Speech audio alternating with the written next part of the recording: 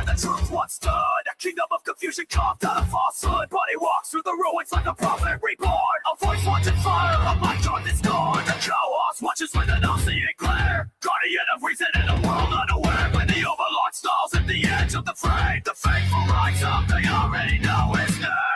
I'm here to resurrect the second coming of coming sin. I come to wake the sleeping, the church will bring the fed. A little slow illusions, no hollow in your bed. He's here to resurrect the second coming of common sense.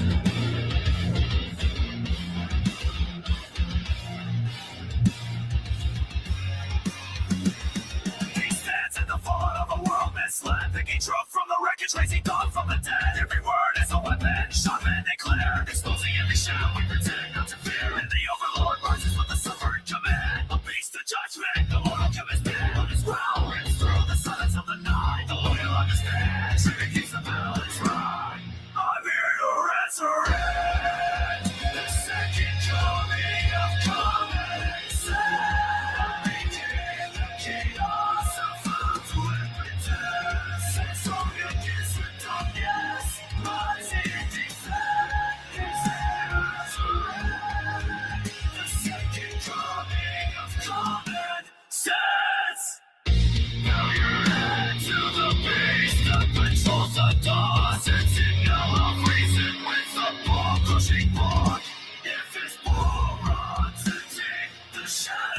to consume the world cracks open, usher it up.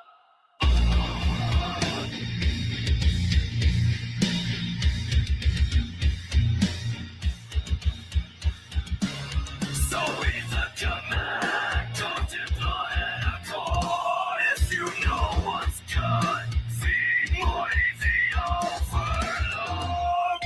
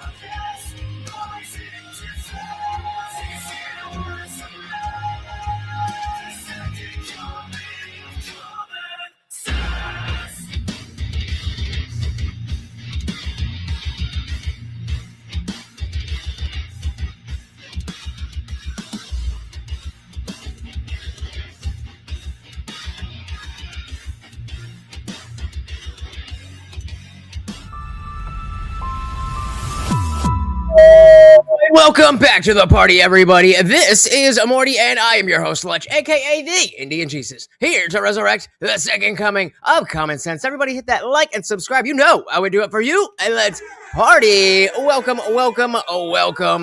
back. Shout out to Roger. That busted, yeah, right. Well, I mean, maybe not by the law, but we can definitely see a lot of what is going on. So we have some highlights from the depositions. But there's not that much there. So I kind of want to jump around a little bit between the last two episodes of Piers Morgan and, just clips of what's been going on. We got all that Iran stuff. So let's dive right in. As always, guys, if you can enjoy the video, please do let me know. Actually is. Well, joining me to discuss all this is Cenk Uygur, the founder and CEO of the Young Turks. Peter Beinart, author of the Beinart Notebook on Substack, Josh Hammer, author of Israel and Civilization, and the CPAC chairman, Matt Schlapp. Well, welcome to all of you. Matt Schlapp, let me start with you. Donald Trump's approval rating has fallen to an all-time low.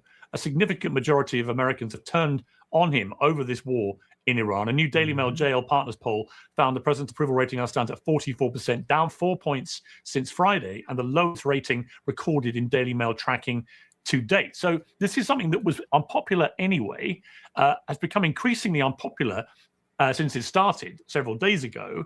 And it represents, as I said at the time, an extremely big gamble by Donald Trump. I'm not, confident to say whether it's going to succeed or not, but I am confident in saying this is the biggest gamble of his presidency in either term.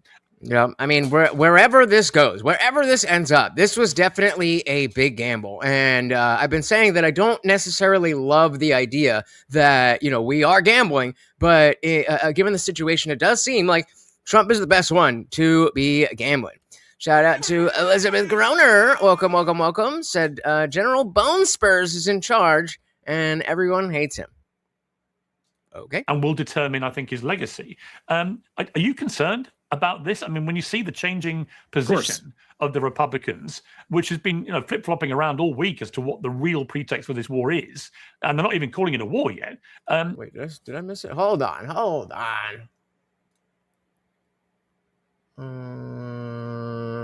Okay. Match slap. Man showing any great courage, either before with all. What are they doing to me here? Or may do or not. But I just want to talk to you first of all about the little exchange you and I had on X, because I was a little bit amused by this. You posted this on Sunday. I criticized. And again, if you're not familiar, they're talking about Cenk Uygur, host of the Young Turks. Iran's supreme leader Ali Khamenei 1,000 times. He was oppressing his own people and preventing democracy. But there's one thing you can't take away from him. He died on his own 2 feet instead of kneeling to Israel. That took courage. He didn't bow. Now, before they even get into the discussion, I think that where Cenk is coming from, he's not wrong, I guess, that it takes some balls to do all that, but the fact that you would highlight that is very odd. It's very odd. I responded to you saying that I didn't think there was anything courageous about this. He shamefully repressed his people. He sponsored terrorism all over the world. That's not cowardly. That's cowardly, not courageous. I just wonder whether, on reflection, you're happy about the wording of the post you made, because I just couldn't follow the thread. Where was he not bowing to Israel? I mean, the guy was meeting with all his top people, presumably sitting down, ironically, and he got blown to pieces because of his decades of terrorism he waged against Israel. But shout out to not Jeremy Renner. Welcome to the party. We got some clips. I don't know if you saw that Cenk Uygur put out a tweet that Kalamini, whatever the fuck his name is, was brave for not bowing down to Israel. And I was saying essentially that, I guess I don't disagree, but that's a very weird, odd place for your mind to go. I don't get it, but welcome to the party. Because of his decades of terrorism he waged against Israel. But I didn't see a man showing any great courage, either before, during, or after his demise. Yeah. So I definitely want to address what Matt Schlapp just said in the heart of this issue. But in terms of that issue, Piers, I don't understand why it's so confusing to you. So, yeah, the Ayatollah was a terrorist. Oh, my goodness. Shout out to the Funk Master General, starting us off heavy with the big 10 gifted memberships. Of course, every donation comes with a treat for the Overlord. Thank you so very, very much, guys. If you did just get a membership, make sure you do join the Discord server. It is free for everybody. However, if you are a member, you get extra stuff. So come on through. Thank you so very, very much. And welcome to the party. Thank you so very much, sir. Piers, I don't understand why it's so confusing to you. So, yeah, the Ayatollah was a terrible guy. We've said that on the Young Turks a million times. And he repressed his own people. At the same time, as you see cowards all over the Middle East, Europe, and here in America, bowing to Israel. And no matter what they do, they bow. And so this guy knew that he was going to get killed. I mean, look at what happened to Hezbollah. Look at what happened to Hamas. You know, what you got to give Israel credit for is they're excellent in terms of intelligence and military. That's why they should fight their own wars and not drag us into it. But does it take courage to know that you're going to be killed and take on Israel anyway and refuse to bend a knee? Of course it does. Where's the question? But okay, but why is that needed to be pointed out? That it's a weird thing that makes me question your mentality. If your first thing is to go to a dictator and be like, well, I mean, he was brave, and it's Nick Fuentes coded. It's very Nick Fuentes coded. Because when Nick Fuentes says stuff like, oh my God, Hitler was, Nick Fuentes says, so cool. It's like, okay, I get what he's doing. He's specifically trying to kind of throw in a curveball and get the conversation started from there. But Jenkins is just like, well, yeah, like, I mean, he was brave. And shout out to Manatron. Welcome to the party. You stole this from me. You stepped on me. I was going to bring this up later, but you are absolutely right. I said, I love how Democrats went from no king's protest to simping for a dictator. You cannot make this shit up. You can't make this shit up. I missed that one. James kind of an idiot. We don't really claim him or TYT anymore. Hey, Box is our resident lefty, and he is in that chat every single day. So, I don't know. People are on different sides. Mantron said it's similar to what Fuentes said about Gavin Newsom. That he would prefer... Was that Fuentes? I'm mixing up clavicular and Fuentes. What was it that Fuentes said about Newsom? That I'm mixing it up with clavicular being like, oh, well, he would mock JD Vance, so I'd vote for him. I would assume that's probably something different. But point being, exactly. If you are trying to do a thing, then, like, okay, it makes sense. He did the thing. But Cenk's not trying to do anything. He's just putting it out there. Crazy. He said he would vote for him because he has a white family. I mean, makes sense. And again, with Nick Fuentes, we understand that that's his brand, that he's specifically trying to take his ideology and package it in the most edgy way. That's not really what Cenk is. He's supposed to be, the straight-laced guy that is a serious Democrat. Oh, we're serious about this. Yeah, exactly. That's Nick. Not Cenk. On Israel anyway and refuse to bend a knee? Of course it does. Where's the question? Like, you're trying to make it seem like since he has 19 other or 99 other terrible qualities, we have to lie and say that it's not courageous to take on Israel when you know you're going to die. All right, so Nightbot is doing all right, but not perfect. So I just dropped the link to the Discord because the command didn't work for whatever reason. But again, guys, if you are gifted a membership, make sure you join. But even if you didn't, come on through. It's free, it's easy, and 24/7 we're in there hanging out. It's a good time. Well, it's a bit like saying, it's a bit, okay, but I would say this, it's a bit like saying, Adolf Hitler was a terrible man, but because part of him may have thought, well, I may end up dead if I pursue this policy of wanting global domination through Holocaust and other means, that somehow that was an act of courage. It wasn't.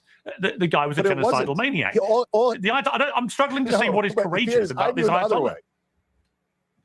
Yeah, so Piers, it's so easy to say, this guy is bad, so everything about him is bad. And if anybody says anything good about him, then you're a monster. For example, but it's not that you're a monster because you see the humanity in someone. It's the timing. Why did you feel like that was a good thing to say at that point? Example, the old thing about Hitler being a vegetarian. So do we have to hate all vegetarians? Do we have to say that it was a terrible thing that Hitler was a vegetarian? No one should be a vegetarian. No, Hitler is a disgusting, terrible person. Ayatollah was terrible. By the way, Netanyahu is way worse than Ayatollah. Are we allowed to say anything positive about Netanyahu? I think he's strategically brilliant. Oh, no, you can't say something positive about a person who's terrible. Yeah, Netanyahu is one of the worst terrorists in the world. But he is. But that's not the... So then why then on when we're seeing Israel bomb hospitals and stuff, why then weren't you like, well, I mean, Netanyahu's pretty brave? The point I'm making is where what you've not explained to me is where the courage is in this Ayatollah's position. He was a ruthless leader. Piers, look, who pursued a policy. Hang on, let me finish. Hang on. Let me articulate what I mean. So I'm struggling to see what is courageous about ruling over a regime that oppresses its own people, murdering thousands of them only recently. That's not the courageous part. Hang on. On the foreign stage, it wages a systematic, targeted series of, through tentacles like Hamas, Houthis, and Hamas, attempts to try and obliterate Israel and everything it stands for. There's nothing courageous about that. But Piers, you see what you're doing, right? You're switching it up. It's like a three-card Monty. I'm saying he was courageous for taking on Israel when almost all the other world leaders are cowards and kneel before Israel. And you're saying, it's not courageous to oppress your own people. Yeah, because that's a different topic. It's not courageous at all to oppress your own people, especially when you have, over 1 million people in the Iran Revolutionary Guard, even a terribly oppressive government. I mean, whatever you think about Ye, that was a good moment. Netanyahu. That doesn't mean that final act of opposing Israel was courageous. I mean, look at our cowardly leaders. Trump bows, Biden bows, Kamala Harris bowed, Mike Johnson, Hakeem Jeffries, Chuck Schumer, they all bow like cowards. It's a disgusting display. None of us want to see it. So again, not even disagreeing with you, Cenk, but it's like when, let's say that you have a friend and that friend their mother dies. And it's like, yeah, well, she was unfair to you when we were 6 and took away your Xbox. What? Like, that is true, but why is that relevant to say right now? No, you're not going to get me to back away. This is, what this is exactly. Well, okay, let me ask you this. Hold on, let me finish the thought. Let me finish the thought real quick. 10 seconds. Just like Bill Maher, when he said the 9/11 guys were obviously terrible terrorists. Obviously, Bill Maher thinks that. But did it take courage to run into the buildings? Of course. No. Running to the... Wait. Are you talking about the firemen that ran into the buildings, or are you talking about the terrorists that flew into the buildings? Because, again, not really courageous if you believe that you're getting 72 virgins and eternal happiness. So, no, disagree. This is the dogma argument entirely. Mantron said all this from Cenk seems perfectly timed, too, after his nephew went on a live stream and gave instructions on how to commit terrorism with drones. So I did you see what Tim Pool said about this? Because I'm kind of two minds. Because obviously, every single day I am ready to call out Hassan for his retardation.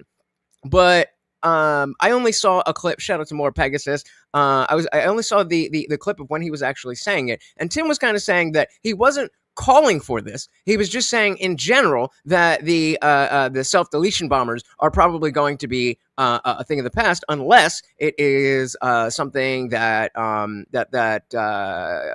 they're doing for the love of the game. So I don't know. I'm not taking sides on that one. Cenk's nephew says enough stupid shit that we can let that one go. But pretty wild, because it definitely could be taken as maybe I should go. Let's pull up the clip. Let's pull up the clip. Let's see, what do we got here? Hey, shout out to equality and deference because vagina. Welcome to the party. Very good to see you. Said, liked, and shared. Oh, my goodness. Thank you. So very, very much, guys. That stuff is free. It's easy. It helps out the channel so very, very much. And it does not even matter if you think anybody's going to click on the link that you share. Just by telling the platform you want more people to see it, they will show it to more people. Welcome. Paulie said that no religious people are courageous. They all respect eternal reward. That's not true, because you can do things within your life that cause you negativity, but you do it anyway. So, like, if you're a Christian firefighter, then you can know that going into a building to save somebody, you can still be burned and hurt and all that thing. That is courage. If for no other reason, then you want your life here on Earth. Muslims, they don't really care. They treat life as a waiting room. So they genuinely do not care at all. Chinese drones. So, I mean, if you're in a suicide cult like that, then I guess. But other than that, where are we at? Again, that's a Shahed drone. Like, that's crazy. Oh my god, bro! You really actually don't need like. I was thinking about this with like the Afghanistan, the Taliban, Pakistan fight that was taking place. And I was really thinking about this. You really don't need suicide bombing anymore. And so let's stop there and just again on the other side of this. Okay, that seems to be a true fact because you can just send these drones in. Shout out to David. Welcome. And him suggesting that after saying S-bombing is dead by drones instead seemed like a pretty open endorsement of terrorist acts. And we'll hear it out. But again, I do think it is more of an observation than anything else. But let's hear it in full. And I was really Taliban, Pakistan fight that was taking place. And I was really thinking about this. You really don't need suicide bombing anymore. You know, because like the Taliban guy was like, oh, you have nuclear arms, but we have like suicide bombers. Like, we'll just blow up your country with suicide bombers. And it's like, you really don't need that anymore in drone warfare, right? So far, he's not saying that you should or should not do anything. It's still observational. You don't need that anymore. Don't need that at all. Just make fucking drones. Just, you can purchase them from, you can purchase them in the online marketplace. Like, China literally sells like explosive ordnance delivery mechanisms that you can put to a DJI drone that you can purchase like at virtually no significant cost in comparison. And so again, I think this is him being too stupid to understand that people are going to take the him saying you can do this, meaning you should do this. So I definitely agree that this is completely irresponsible. But we make fun of Hassan so much that when we have an opportunity to be charitable, we may as well, right? Shout out to Tech. Welcome to the party. Very good to see you, sir. Said, liked, and shared again. Thank you so very, very much. We also got Avery. Welcome. Very good to see you. How are we doing? Shout out to Lone Wolf and Cove. Welcome. Hassan is the dumbest person possible. Timu drone bombs. I mean, he ain't wrong. Sorry, broken clock. It's right twice a day. Claudia said this. That's a whole other conversation. But you're missing what I'm saying about the Muslims. It's specifically about Muslims because they want to die. But that other shit. Claudia said this war bullshit really pisses me off. I voted for Trump to avoid this exact nonsense. Bingo. Agreed. And that is something else that we're going to dive into and see the arguments around that. Who else? Wait, yeah, where we at? Get what you're trying to say, but all of this is coming from the guy who knowingly brought on a Houthi terrorist on stream and hardcore glazed him. And yeah, that was insane. But just like the other clip with him showing his friend the terrorist propaganda, he was like, yo, they just like music. It's like, bro, are you that? You are that dumb. And so there's a combination of, I really am a propagandist, and just being retarded that, it's not good. It's not good. We got that one. But who is he talking to? He's saying, don't blow yourself up by drones and blow crap up instead. And again, I'm not disagreeing with you. I'm saying if I'm going to be charitable, then I'm saying Hassan is not telling anybody to do anything. He is saying that people aren't going to need to blow themselves up anymore because of this. That is, again, I agree with you guys that there's retards in the chat to be like, oh, well, maybe we should do that. Bad. But is he stupid or is he horrible? Or is he both? We got Full Metal Chad. Welcome. They like music and 13-year-olds. I mean, that might be a little old for them, but welcome. Guamtech said, anyone notice that the color of Hillary's dress was the same color as the dress Bill Clinton was wearing in the painting in Epstein's place? I did not. But without even looking at it, I'm like, God damn, you're right. We got it on the thing here, right? Yep. Same color. So we got a couple things here that I just want to go over. Let's finish this, and then we're going to get into the deposition. Quality said, Muslims are human. Humans value their own lives. Some fanatics would be crazy, no doubt, but the same is true of Jews and Christians. Right. So I'm specifically talking about the self-deletion bombers. Those people want to die because they believe they are getting a reward. Not only that, but they want to do this and harm other people. And so it's not the same. It's not the same thing. I mean, because it falls in line with the ideology. You can be Christian or a Jew and think that same way, but that's not what the ideology dictates. So it all really makes sense. All right, let's finish this up. So again, I think just like at virtually no significant cost in comparison to sophisticated equipment that you need to put together. So I guess you kind of at that point you're doing that for the love of the game, right? Like you're doing suicide bombing just for the love of the game because you want to keep it old school. Is that what it is? And so that's why you're doing this. I don't think he's talking to his chat saying you guys are going to self-delete and do this instead. But again, completely see how this is an absolutely retarded thing to say. So the dress was, I'm sure it'll come up, right? The same color. Let's do, we just went over this, the name of the painting. And I forgot. Boom. This is hanging up in the Epstein residence, or was at the time. And this was the dress that Monica Lewinsky sucked them off. All right, let's dive back in here. Just like Bill Maher, when he said the 9/11 guys were obviously terrible terrorists. Obviously, Bill Maher thinks that. But did it take courage to run into the buildings? Of course it did. Of course, they're heinous, terrible people, but Bill Maher was right. Obviously, that's not a cowardly thing to do. I wish they hadn't done it. It's a terrible, disgusting thing to do, but this is kind of obvious. It feels, you know what it is? It's like obvious bad faith. Oh, we caught Cenk saying something that is true, but let's try to use it to smear him. Nope. We're saying, okay, Cenk, what you said is true, but the relevance of it in the larger context makes me question why you are specifically saying it right now.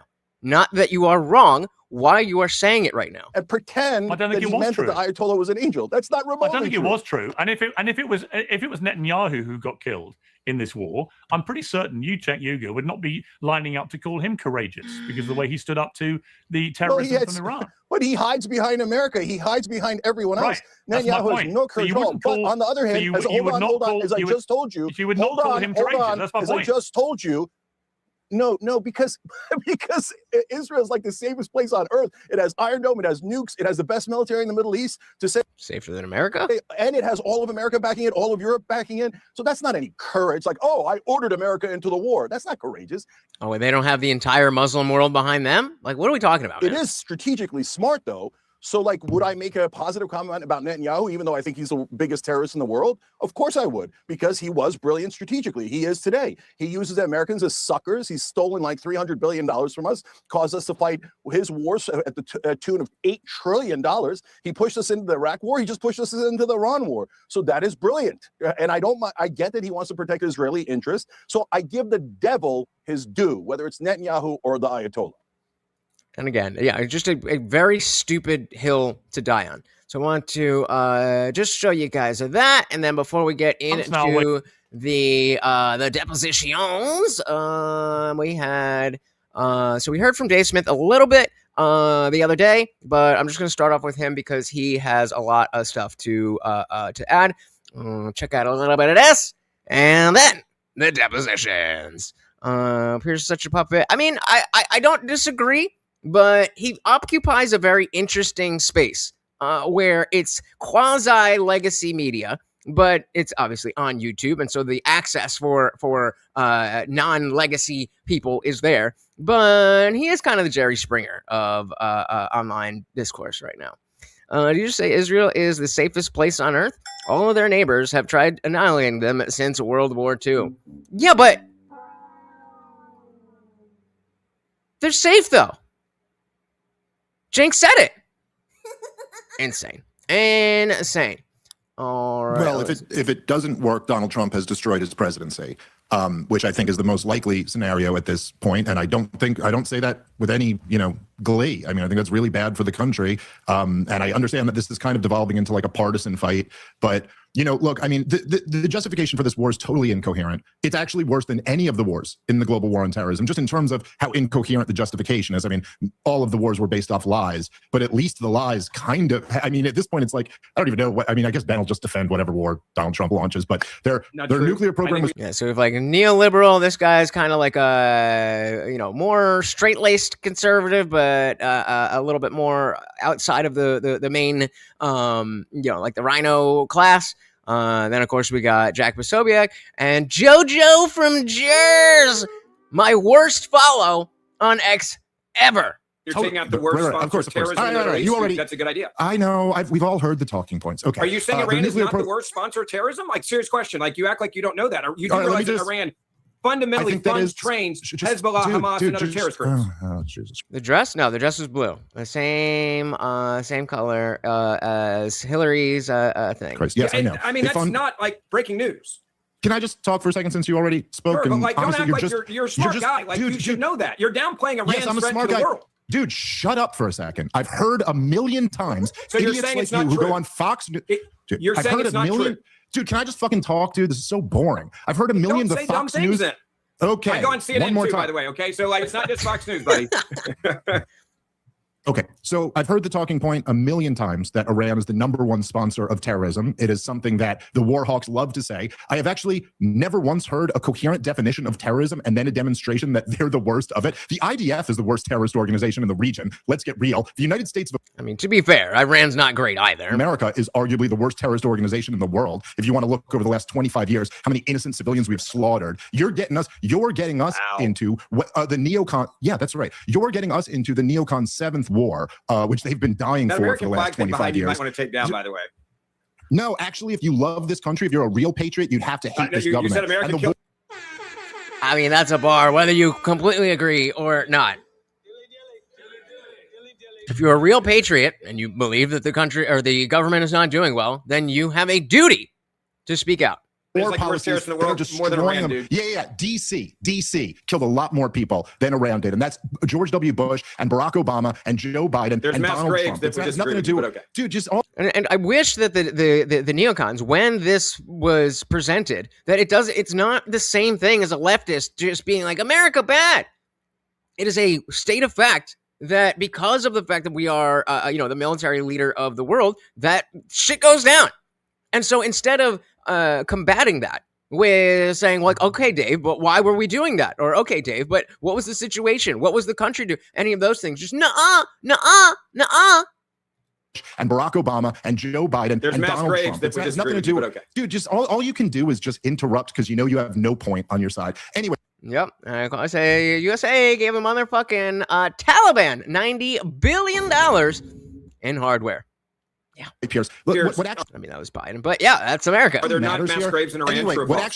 Anyway, what actually matters here is that the calculation has been drastically changed and the incentives have been changed by Donald Trump, even since the 12-day war. Look, for the 12-day war to work out the way it did, really relied on a major piece of that puzzle, which was that Iran, for self-preservation reasons, showed restraint in their response. They called ahead. They let us know where they were going to target. They made sure they didn't kill any Americans. This time, once Donald Trump killed the Ayatollah, they offered through their Italian negotiators, they offered a ceasefire. Iran said no. Iran has now made the calculation that they simply can't let America come in and kill the Ayatollah and not respond because then they'll just keep picking on them. Donald Trump already announced this was goddamn right. We're going to keep picking on him. Goddamn right. It's a regime change war with no plan. Absolutely no plan. Yeah, that part's not great. That part's not great. I saw a clip of Trump being like, well, we wanted this guy in charge, but then we blew him up too. It's like, okay, so this is specifically and exactly what Dave is always warning about with this stuff. It's not that, okay, the thing that we are talking about that just happened, I'm not saying that's good or bad. The question is, what now? And I resonate with that.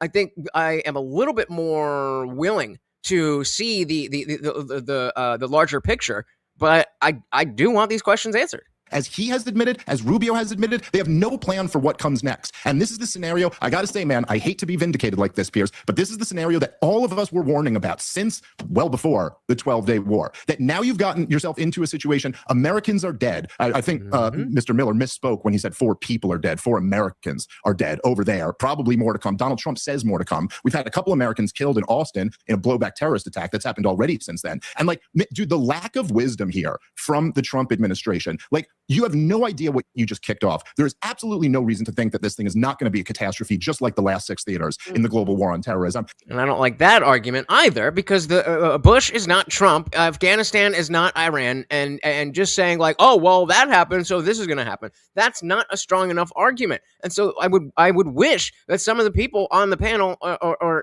just in general, who are for the actions in Iran, can articulate why that the worries that someone like Dave has should be shouldn't be worried about. And by the way, for just find one very quick last point. I'm sorry, Pierce, but that really interrupting me there a bunch. Let me just say one thing. For all the like supposed like pretend intellectuals out there, like the Gad Sads and the Sam Harris, who have spent a career talking about how violent and irrational the Muslim world is, because which they are. You can't even draw a cartoon of Muhammad, or they'll start killing people. Hey, what do you think happens when you murder an Ayatollah? Did anyone know that that's not just a political figure to the Shiites, who we've had no beef with really your so foreign far? We've policy never is had a don't kill bad Shiite guys because jihad. they fight back. Oh, Dave, don't fight bad guys because they fight back. Yeah, that's not really a good argument. And so the problem I have with Dave Smith's narrative, though, is that he acts like Iran hasn't declared war against the U.S. since the 1970s. It just one we never reciprocated until now. That's a strong point, and I think the biggest issue I have with the discussion around this is people using the bait and switch of the reason. When it's convenient to be on the side of bombing Iran, then you can appeal to, the Iranian people are just so happy. If you don't like it, then you can talk about, World War III and all that stuff. But none of these things are ever put into, we're never comparing apples to apples. We're always comparing apples to oranges, but it's just about the same conflict. So, whatever. Shout out to Robert. Said, replace the blacks, says Robert, with Mexicans. Vote blue. I don't think that's going to work out for you either way. Blacks and Mexicans are both moving right, but welcome to the party. So there's no reason for the administration to brief Dave Smith on what their plans are for the region. Fair, and I don't think that he is necessarily saying I deserve that information. I think he is saying that without the information that none of us have, then the worry of what is going to happen next is a very legitimate worry. That being said, just because there is worry doesn't mean, like David is saying, that there's no plan. He just doesn't know what it is. So not knowing that there is a plan or what the plan is something that is worrisome. And so there's a lot going on. Shout out to Lil Toes. Welcome to the party. Very good to see ya. It's the Indian Jesus. Why would you think I'm black? Lundick said, and that's Dilly Dilly, Asmongold, not Jeremy Renner. What the fuck is his name? Jared Leto, and then Russell Brand. Dilly Dilly. Every Trump, every single stream. Guamtech said, I will say, Trump does seem to differ from past warmongers, and the fact that he hits first and hits hard and gets the fuck out quickly after, at least so far. Exactly. That's why it's a very difficult line, because especially right now when we don't have a lot of information, everybody wants to be like, oh, Trump good, or oh, Trump bad, meaning specifically on Iran. And again, we just don't have that information yet. And so, let's just treat it as it's still going on. I think you're exactly right that if we are going to go abroad and do things like this, Trump's the guy to do it. I wish we weren't doing it. But again, in the same way that Dave Smith doesn't know all the plans, I don't know how necessary this really is. I want to believe that Trump wouldn't do this unless it was in fact necessary. But also, what do we know? Long said, I don't think he wants to have anything prolonged more than a couple months. Yeah, they never do, though. I'm sure he understands that the American people are just tired of war, but that we have to do something in the region. So why do you think, Guamtech, that we have to do something in the region? I'll just throw it out there. Not saying there's no reasons. I'm just asking what you think, or in the specific context. Maybe if you don't think we do, what do you think that Trump thinks that needs to be done? The Zionist test? What's the Zionist test equality? All right, sorry about the Nightbot is being a little, I just got it working yesterday. I'm gonna mess with the timing and all that stuff. I don't want to spam you guys, but all right, I'm back in. So to be clear, your foreign policy is don't kill bad guys because they fight back. Let's grab Equality real quick. Said if he's going to start a fucking war, he needs to tell us the plan. He's our president, not our emperor. I agree and disagree. I agree that there has to be some level of here's what we are aiming to do. But there also can't be like, okay, we're going to go this place on this day and get this guy at this time, because then he won't be there. So I don't really know. And again, in terms of trusting the government and trusting the military, we are in a better position with the leaders than I think we have been in our entire lifetimes. So there's a lot of balancing. It's too early to say good or bad yet. Half the internet thinks Trump is doing it to divert from Epstein Files, and the other half thinks he's doing the world a favor. Well, I mean, two things can be true. Two things can be true. You never know. You never know. Shout out to Chad. Welcome, welcome, welcome. Trump doesn't get to choose a short war. He leaves, then no more U.S. bases in the Gulf.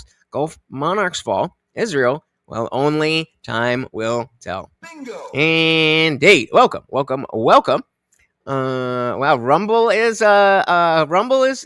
blocking comments. Quality said they shouted my comment prior testing. Okay, gotcha. And before we dive in, Lone Wolf said, I think people don't realize if Trump tells the American people the plan, then he also is telling Iran the plan. Yep. Plan is actually pretty simple, says David. 2-for-1 deals by Trump. Control the oil in Venezuela and freedom from Maduro. Control the oil from Iran, freedom from the Iranian Republic. To control China negotiations. That's really what I've heard is the basis for this in terms of what they really are trying to do. Because I don't for a fucking second, not for a fucking second, do I believe that Trump or anyone in the government is like, well, we've got to save the Iranian people. Like, no, they don't even give that much of a shit about us. To be clear, your foreign policy is don't kill bad guys because they fight back. That's like the most stupid foreign policy I've ever heard of. Oh, no, actually, Ben, my foreign policy is don't Adolf Hitler, I guess, would still be alive if we use your foreign policy. Oh, good one, Ben. You just speak in slogans. My foreign policy is Adolf Hitler's a bad guy. You better not attack him or go after him and stop him from invading all of Europe and taking over the world. Don't mess with Vladimir Putin ever because that guy's a really bad guy. That's your foreign policy. So, Ben, Gontek said that I'm sure he understands that the American people are just tired of war, but that we have to do something. And I asked what that was. I said, I think we should do something in the region because it has been a problem area for so long now, and someone needs to come in and shut it down.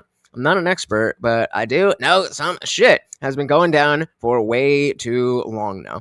And again, fair, but the question really comes down to, does it need to be us? Does it need to be us? And maybe the answer is yes, but I haven't heard why. Shout out to Morgan's Hammer. Welcome to the party. Said liked and shared again. Thank you so very, very much. Again, guys, doesn't even matter if you think anybody's going to click on the link. Just by you telling the platform, they will show it to more people. Thank you. Morgan said, when was war declared? Don't these conservatives value the Constitution? True, but I mean, we're kind of past that. Like, it's not a right or left thing. We just decided in the Obama era that, like, we're not going to do that anymore. Am I happy about it? No, but it is what it is. That's not a fight that I think is worth it. Yep, and the slogan machine managed to bring Hitler into the conversation. It's not our job to police the fucking planet, says Equality. Great. You're just going to say the dumbest thing and then interrupt me if I respond? You literally just said, I'm in Texas where the Austin attack happened. And shout out to Insight of Ages. Welcome. Your policy is, hey, be really nice to bad people and then they might not kill you. That is your foreign policy. And you're now saying that Donald Trump is somehow responsible for a terrorist that said property of Allah and had a Iranian t-shirt on saying, oh. By the way, Hassan has that same shirt. So Insight seems to be agreeing with Guantex that it needs to be us because we have the capability. The globalists are investing in America for that reason. We are their military arm. So you want to play into the globalists? Is that what I'm hearing? Or are you just saying that they want to go into the globalists? Wars haven't been declared since World War II. That's nonsense. Yeah. I don't like it, but come on, it is what it is. Shout out to Bethy Crazy. Welcome. And we also got Marilyn Gat herself. Welcome Shout out to Jason. It's not the Iranians' job to police the Middle East and then the planet. Well, I mean, whose job is it then? Because it's not my job either. I would think that it is the Iranians' job to police Iran, but call me crazy. Call me crazy. Yeah, Morgan said, who's we? I was not consulted. Technically, we did have an election. It's not direct democracy. So, I mean, if you didn't vote, then that's on you. If you voted the other way, then fair enough. But if you voted for Trump, then, I mean, this, let's say, If I respond, where is it? Short side quest. Come on. Where are you? Oh, nope. Sorry. Here we go. Obviously, you're advocating that we should have gone in there with troops, etc., and brought our boys out. I 1980. absolutely feel that, yes. Donald Trump has been so ideologically consistent that it is actually almost hard to wrap your brain around. Yeah, I don't need to hear from you, Dave. When you get the respect of the other countries, then the other countries tend to do a little bit as you do, and you can create the right attitudes. The Iranian situation is a case in point. That they hold our hostages is just absolutely and totally ridiculous. That this country sits back and allows a country such as Iran to hold our hostages, to my way of thinking, is a horror. And I don't think they'll do it with other countries. I honestly don't think they'll do it with other countries. Obviously, you're advocating that we should have gone in there with troops, etc., and brought our boys out. I absolutely feel that, yes. I don't think there's any question, and there's no question in my mind. So, I mean, you know, whether or not he was specifically saying this in the campaign, this for a long time has been his position. And so we obviously voted for America First and no new wars, but they had their agenda. And I mean, we have to understand that's politics. Name a president who has not faltered on promises before. We have to understand in the context of what is possible for a president. You're not going to get a president who just delivers on every promise. Like, I'm sorry, that's not how it works. And so when you take into account the history of it, it's like, all right, I mean, presidents lie, politicians lie. Let's get the guy that is at least lying in the way that is least dangerous to Americans. Yeah, clearly he lied. Iran. Jason said Iran was sponsoring proxy militaries with General Soleimani as the regional boss. The Ayatollah had a vision of Iran from the Strait of Hormuz to the Mediterranean. That was their end goal. I'll take your word for it. I don't know. I'm a little out of my depth at this point, but Inside said, I'm not advocating. Fair enough. And Tron said, I will say, for all my criticisms of Trump, he has delivered his base a lot of what they're asking for. Right. And so two things can be true. We could be very upset that he broke this promise or told us a bold-faced lie, whichever you want to choose. But also that if we look at the track records, he's a lot better on his promises than anybody else. Shout out to J.R. Wheezy. Welcome. Junior or J.R.? Just makes me pray I get to go home ASAP. I've been sick of this place for 2 decades now. Are you Iranian? Is that what I'm gathering? And yeah, Marilyn saying many Iranians are celebrating. And so I think that's a great thing.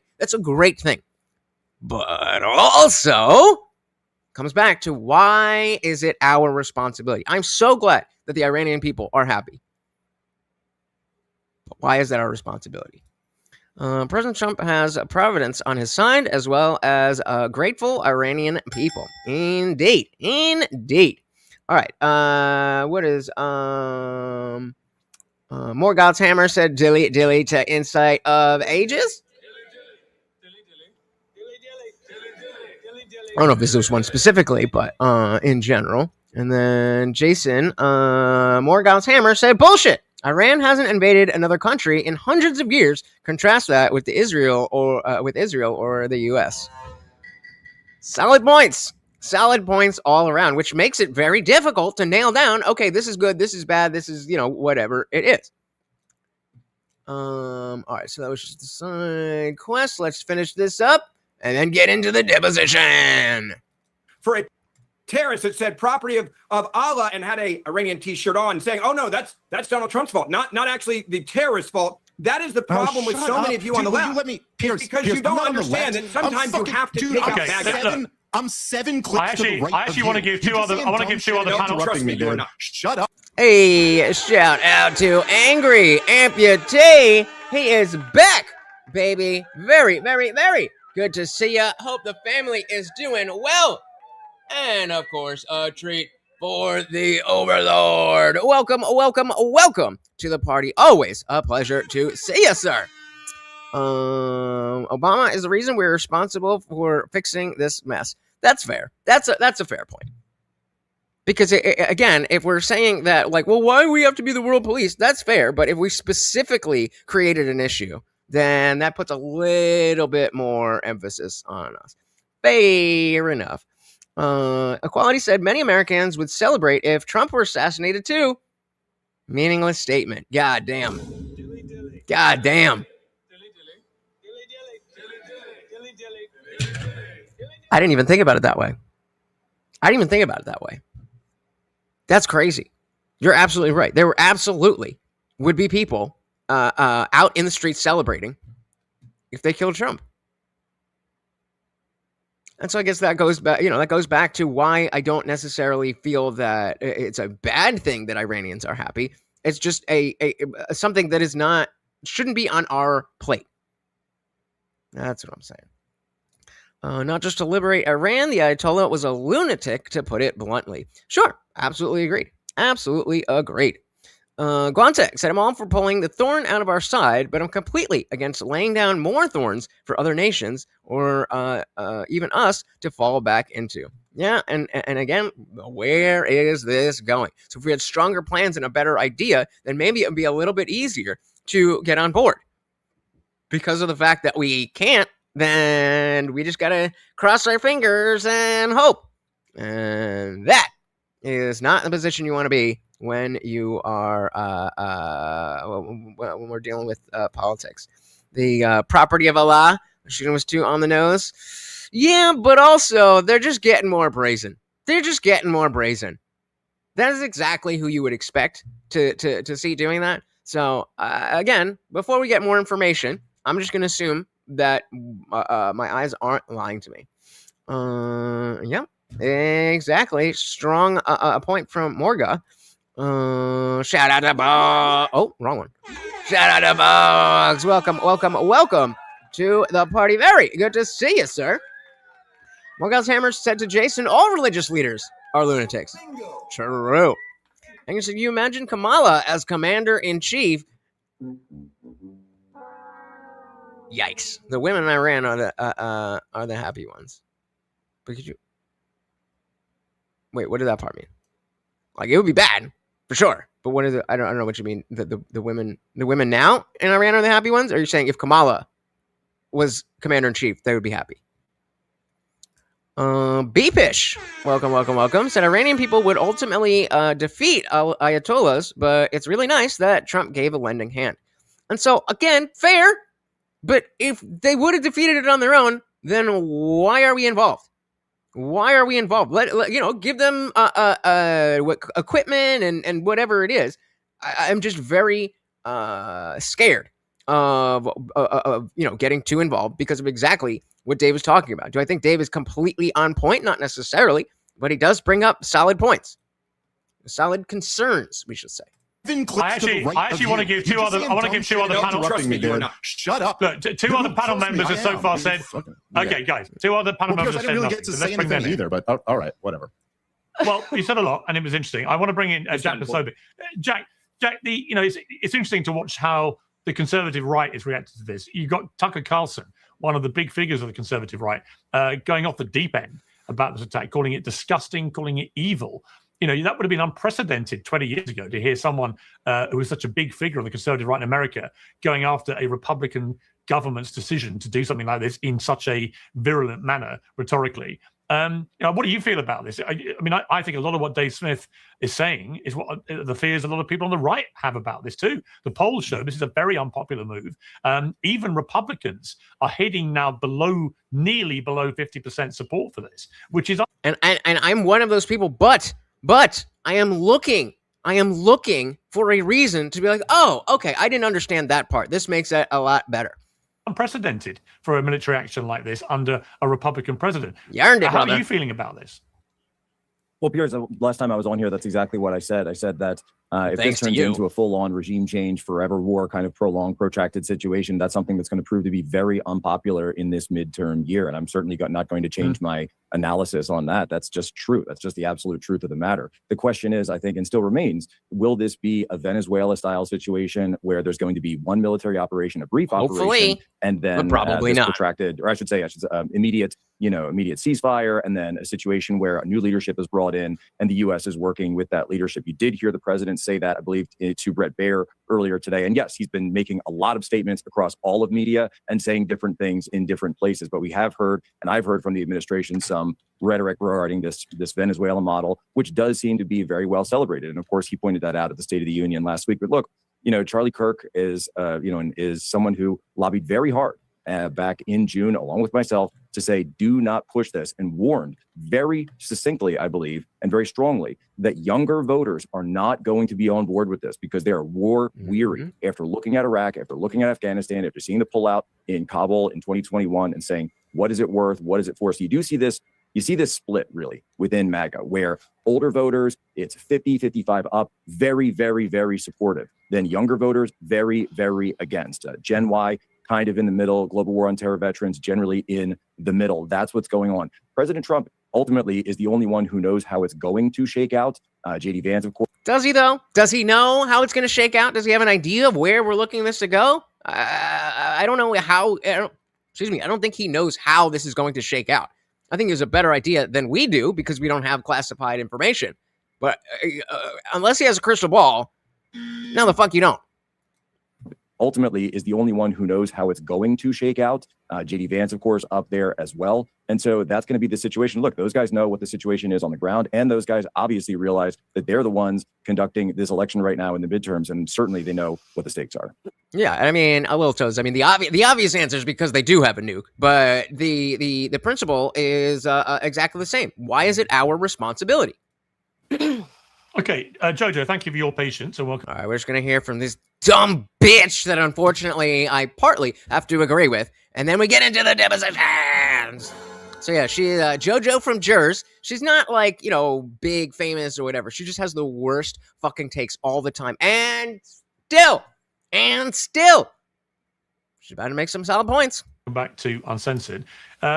What is your view about the killing of the Ayatollah Khomeini? I mean, for 47 years, it's indisputable that the Iranian regime has been a ruthless, barbaric regime which has terrorized its own people, which has sponsored terrorism throughout the Middle East, predominantly aimed at Israel, through the tentacles of Hezbollah, through the Houthis, through Hamas, and so on. It celebrated October the 7th and all these things. None of that is really up for debate. I mean, that's what they've been. The question becomes a little... Have you been? Yeah, they were saying they protested and revolted multiple times, but the Iranian Republic kills thousands of people and puts the revolt down, which is why Trump said to the regime, don't kill the protesters. And what did they do? Exactly that. Israel had 50 years to straighten Gaza out, and here we are. I would call that incompetent and not worthy of being an ally. We are just playing Big Brother and fixing their mess. Agreed. I don't understand that, or maybe I'm getting a better understanding of if there is such a strong military within Israel itself, not talking about our backing them, then why is it so difficult for them to do what they need to do and end Hamas or any of those things? That don't really make sense. Shout out to Jason. Welcome. Indeed, we did. The question is what happens next? Quality said, no, Donald, the Epstein Files don't matter. Donald, the Epstein Files don't matter. Trump has no idea how this is going to turn out. The fog of war is a very real thing. Yep. Don't let them tell you that because there is classified information that you don't have, that they have so much information, then all we know is exactly when it's going to be. No, the fuck you don't. A little bit like the debate about Saddam Hussein at the start of the century, when I was editor of the Daily Mirror here in the UK and took a very strong position against that war, because I did not believe that we had established, the US and the UK in particular, a reason to take him out. That the weapons of mass destruction seemed to be a construct that wasn't built on evidence. That turned out sadly to be true. And we had 20 years of mayhem that came out of that, led predominantly by the rise of ISIS, who filled the vacuum and caused terrorism for 2 decades. So, I have a long memory when it comes to these kind of things. And that was a situation where it needed boots on the ground, which turned out to be a complete disaster. Here, Donald Trump is holding the possibility of committing more boots on the ground. How about you expose? Show me what you found, and we'll talk about it. Country of 93 million people, where you have 1.5 million heavily armed people that work for the regime, from the Republican Guard down to the regular army to the paramilitaries. Right. This is an enormous number of heavily armed, committed to the regime people who will repress any uprising of the kind Donald Trump wants. As we've seen in Angry Spot On, they know their plans, but they do not know the outcome. I would imagine in a very quick and very draconian way, as we saw only last month. So this seems to me, when you add in the attacks on hotels in Dubai and the rest of it, it seems to me a very precarious situation. So when Jack says, well, Donald Trump knows what's happening, I'm not completely convinced that he can know what's happening. And it's the unpredictability of this which is concerning to me. No, thank you. You're absolutely right. I'm not going to be shedding a tear for the Ayatollah, that's for sure.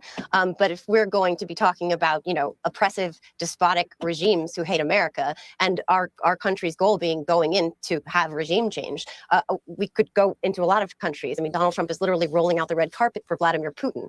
He's falling in love with Kim Jong-un. But the thing is, in this particular case, they keep moving the reasoning behind the actual evidence would be fine instead of just saying random things. This attack. They can't agree with themselves. Donald Trump said it was an imminent threat. Donald Trump said it was about regime change. Pete Hegseth said it's about preventing them from having an umbrella. And yeah, again, going back to the notion of people being happy, that is a good thing. If people are being oppressed and they are no longer oppressed, that's obviously a good thing. But that's not the only thing that that matters. And as who said it on Rumble, that Quality said that everybody would there would be plenty of liberals dancing in the streets if Trump got assassinated. So it's good, but is that necessary? So let's just hear what she's saying here. We're gonna agree. Well, I don't know about you guys. I'm going to agree, and then hard disagree, and then we'll get into the depositions.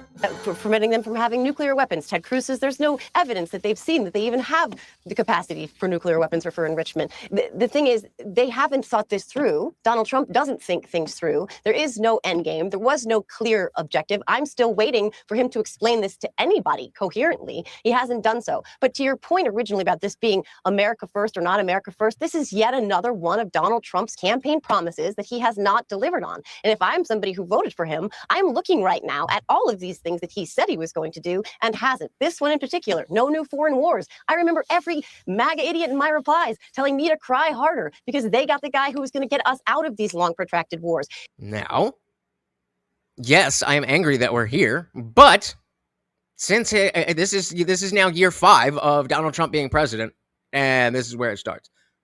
Just keeping things in context. He said he was going to release the names in the Epstein Files. Now we know he had to be compelled by Congress to do so. Then he slow-walked those and was only released half and redacted 96% of his own name mentions. He also said he was going to bring down the cost of groceries. He was going to bring down our electric bills. Not only is that not happening, everything is moving in the wrong direction. Our GDP, inflation, etc. Another promise that he made to his base who voted for him. And so now we start to get into TDS territory. That he is not delivering on. And to me, this one is the easiest one because we have, as you played at the top, soundbite after soundbite after soundbite of him saying he was going to be the candidate. Hold on. Are we frozen? Can you guys? Oh, there we go. He was going to get us out of these wars, that Kamala Harris was going to be the one that got your sons and daughters into these protracted wars. And by the way, I mean, we get it. Now she's just going to talk TDS bullshit. But shout out to Manatron with the $2 make you holla. Thank you, thank you, thank you. So very, very much. Of course, every donation comes with a treat for the Overlord. Thank you, thank you, thank you. So very, very much. Shout out to Bradley. Said Orange Man Bad is all y'all think every day. Yep, that's all she has. That's all she has. She had some solid points there. And then it devolves into Orange Man Bad. Orange Man Bad. Trump Bad. It's insane. It is crazy. We also got TV Viewerski. Welcome, welcome, welcome to the party. And look at that. Hail Morty with a big $10 PayPal. Very much appreciated.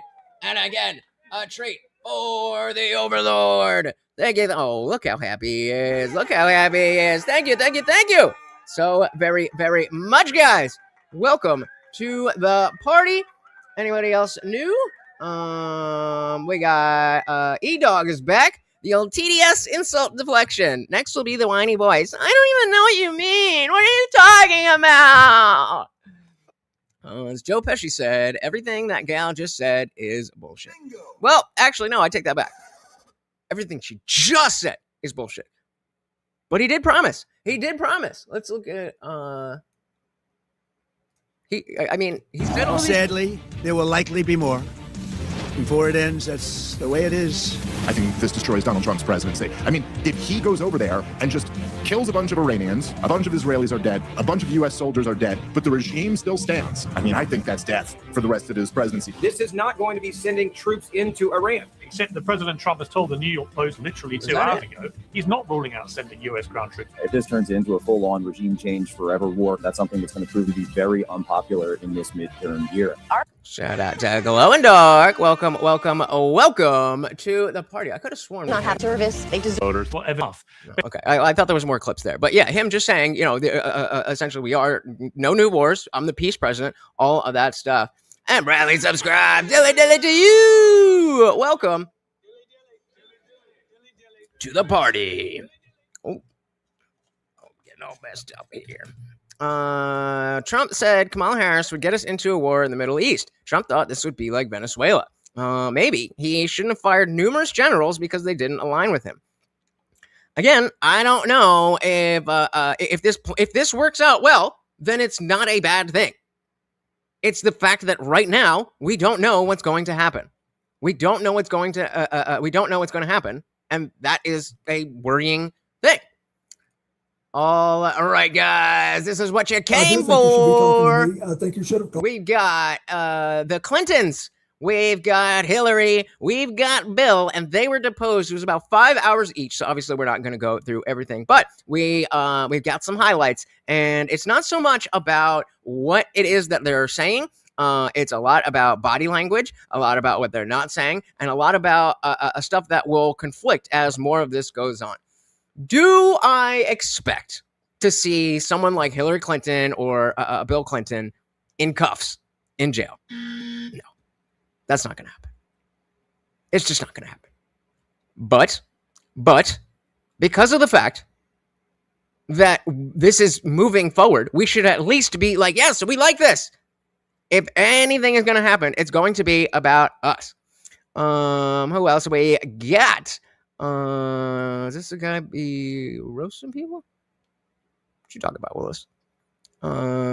Kamala would still be in search for the root causes of immigration. Nothing to do with the open border. Shout out to Gnarly Kick. Welcome, welcome, welcome. That is totally fine. It is a free show, and I just ask that if you don't have money, just please hit the like on not just the video, but also other people who are donating. Welcome, welcome, welcome. Zuniga?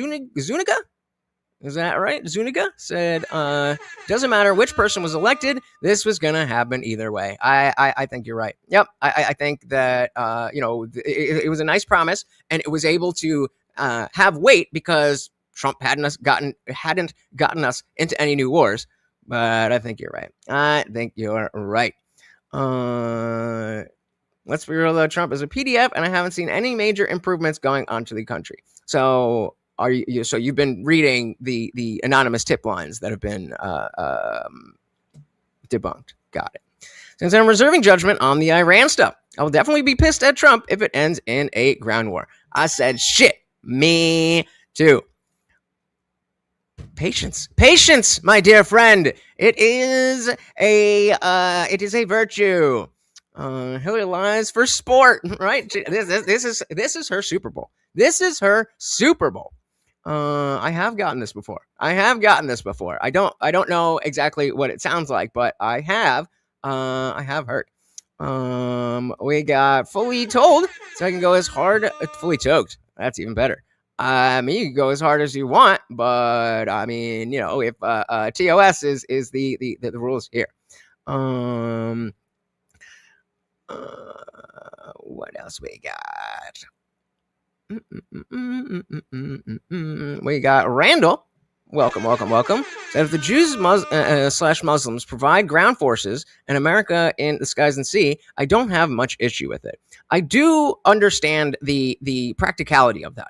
I understand that if this is going to go down, this is the best way for it to go down. This is kind of what I mean when I say that we're talking on so many different levels. And so it's like, is this about the Iranian people? Is it about the Iranian nukes? Is it about China? Is it about this? And to what degree is it, you know, a mixture? And that message is not clear. That message is not clear at all. All right, here we go. I do think you should be talking to me. I think you should have called me. I did take those plane trips with him, and you have a right to ask those questions. So I'm glad to be here, and I understand what the oath is. I have to be honest with you. You know, I'll be 80 years old if I live to my next birthday. I don't. Let me know if this is too quiet. Remember everything that happened 24 years ago, but I do remember some things. And I will tell you what I remember as best I can. She's been described on being on a 2002 Africa trip. And again, if we find anything that comes to the level of what we see with the Clintons, then absolutely. Providing massages. Was she or any other young female on that trip underage at that time? Not that I'm aware of. Okay. Did you ever receive a massage or have physical contact from her or anyone else on that trip?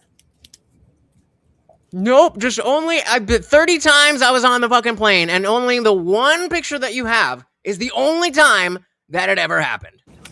You've seen the pictures. There was one time when I was sitting up and I got a back rub, a neck rub. Just one time, just a And back I think rub. Shantae did it, but I'm not sure. I wish Shantae had told me. I liked her. Mm-hmm. I bet you did. How do we do this? Shantae did it, but I'm not sure. I wish Shantae had told me. I liked her. Mm-hmm. But I didn't think it was anything unusual. I can't tell you how many airplanes I've been on. And they asked him, have you ever lied under oath? And he's like, no. And I think he was able to wiggle that out because that wasn't under oath. That was just an address to the nation. And then when he was getting deposed for the impeachment, he's just like, yeah, well, I didn't consider that sexual relations. Where rich people asked me to go and they had someone offering a massage. All these boats that you go on and all that, they all do that. Did you ever visit Epstein's Little St. James Island? No. Lies! We have Virginia Guffrey, who has testified seeing you on the island with 2 young girls. Yeah, but she's also a liar too. Did this occur at all? Okay. Why do you think she would have made that claim? Objection, speculation. You can't possibly. Have you ever met her or any other Epstein associated underage girl? Stop being a hoe. Not to my knowledge. In Epstein's 2016 deposition unsealed in the DOJ files, he refused to answer if you were accompanied by 2 young women who were approximately 18 years old on the island. Were any such women potentially underage with you? I know you've stated that you were not there, but did you have any interaction with the said Objection individuals? to the foundation of the question. He's already stated he was not on the island. You're now asking about a claim of the Fifth Amendment by Jeffrey Epstein. Okay. Oh yeah, this ain't over. And if you think that Epstein was the Epstein circle was likely the biggest one with the highest level people, but if you think that's all that's going on, oh, do I have a bridge to sell you? Yikes. Box said a Roe Massey or Tucker Stewart, John Stewart. I'm with you on the Roe Massey one, but I don't like John Stewart. If you're talking about someone else though. Maybe we will see. All right, all caps. So what do we got? You tell me something so stupid you don't realize you was investigated 6 years ago. We're trying to obey like the skin match without disclosure. Okay. Sunsetting. That's one way to put it. Is he just lying because he knows exactly what's going on? Is it possible, and in your opinion, that you and or your wife were targeted as a means of an intelligence gathering operation? Object to the by form of the Jeffrey Epstein and question. Ghislaine Maxwell? Object to the form of the question. When we get evidence that he needs to testify. No objection to if he knows that they were targeted. I believe that's what she asked. No, she said it's impossible, so she's asking him to speculate instead of asking him. Do you know if you were targeted at any point? I don't, but I don't. I'd sort of be surprised. But what? But what? You don't, but what? But I'm not. I don't know. Mr. President, before we left off, I asked you to characterize your relationship with Mr. Epstein. I asked you if you considered him to be a friend. You said you did not. Is that right? I said we were friendly and we had a cordial relations, but I didn't know him well enough because we had almost no contact beyond what I described. At this time, I'd like to introduce what will be marked as majority exhibit. Why do you say, Sam said Massey is fake as hell? Why do you say that? I mean, Rokan is definitely, he's a liberal. What are you going to get? But Massey seems legit. Massey seems legit. Really? God damn. I'm going to need some reasons, guys. All right, let me update the banner. I forgot about the banner. We will get there. At this time, I'd like to introduce what will be marked as majority exhibit 13. And this is Bates marked House Oversight 000126. And while it's being passed out, this is a letter from a book of letters, which is his 50th birthday. Jeffrey Epstein's 50th birthday. Oh, he knew it like that. Sunsetting, you say. Sunsetting, you say. Oh, yeah, I remember that exactly. Book 6. And while it's being passed out, this is a letter from a book of letters, which is his 50th birthday. Jeffrey Epstein's 50th birthday. Questions.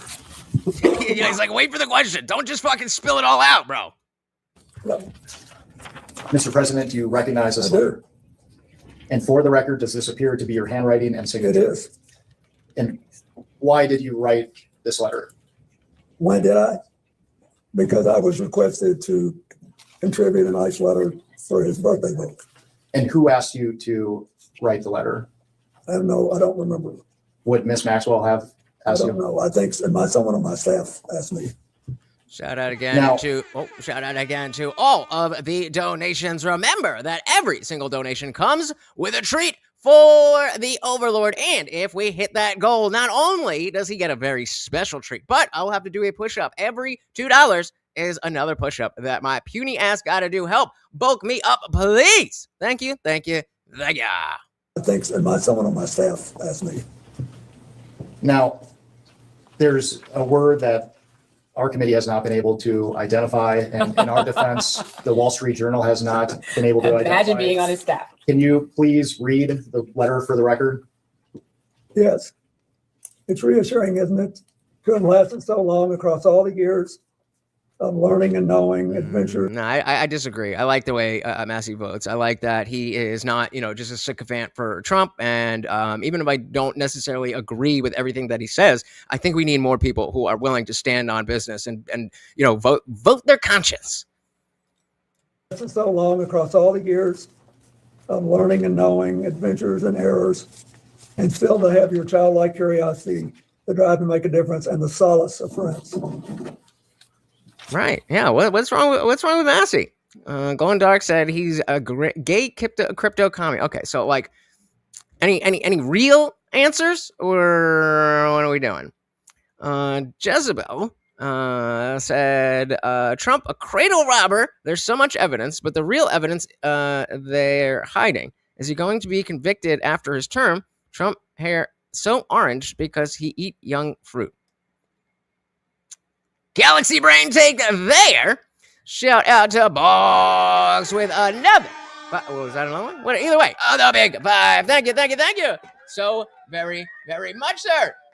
And of course, a treat for the Overlord. Said, never mind Democrat or Republican. Incumbent is the real dirty word in this midterm. Vote the bums out. I like that.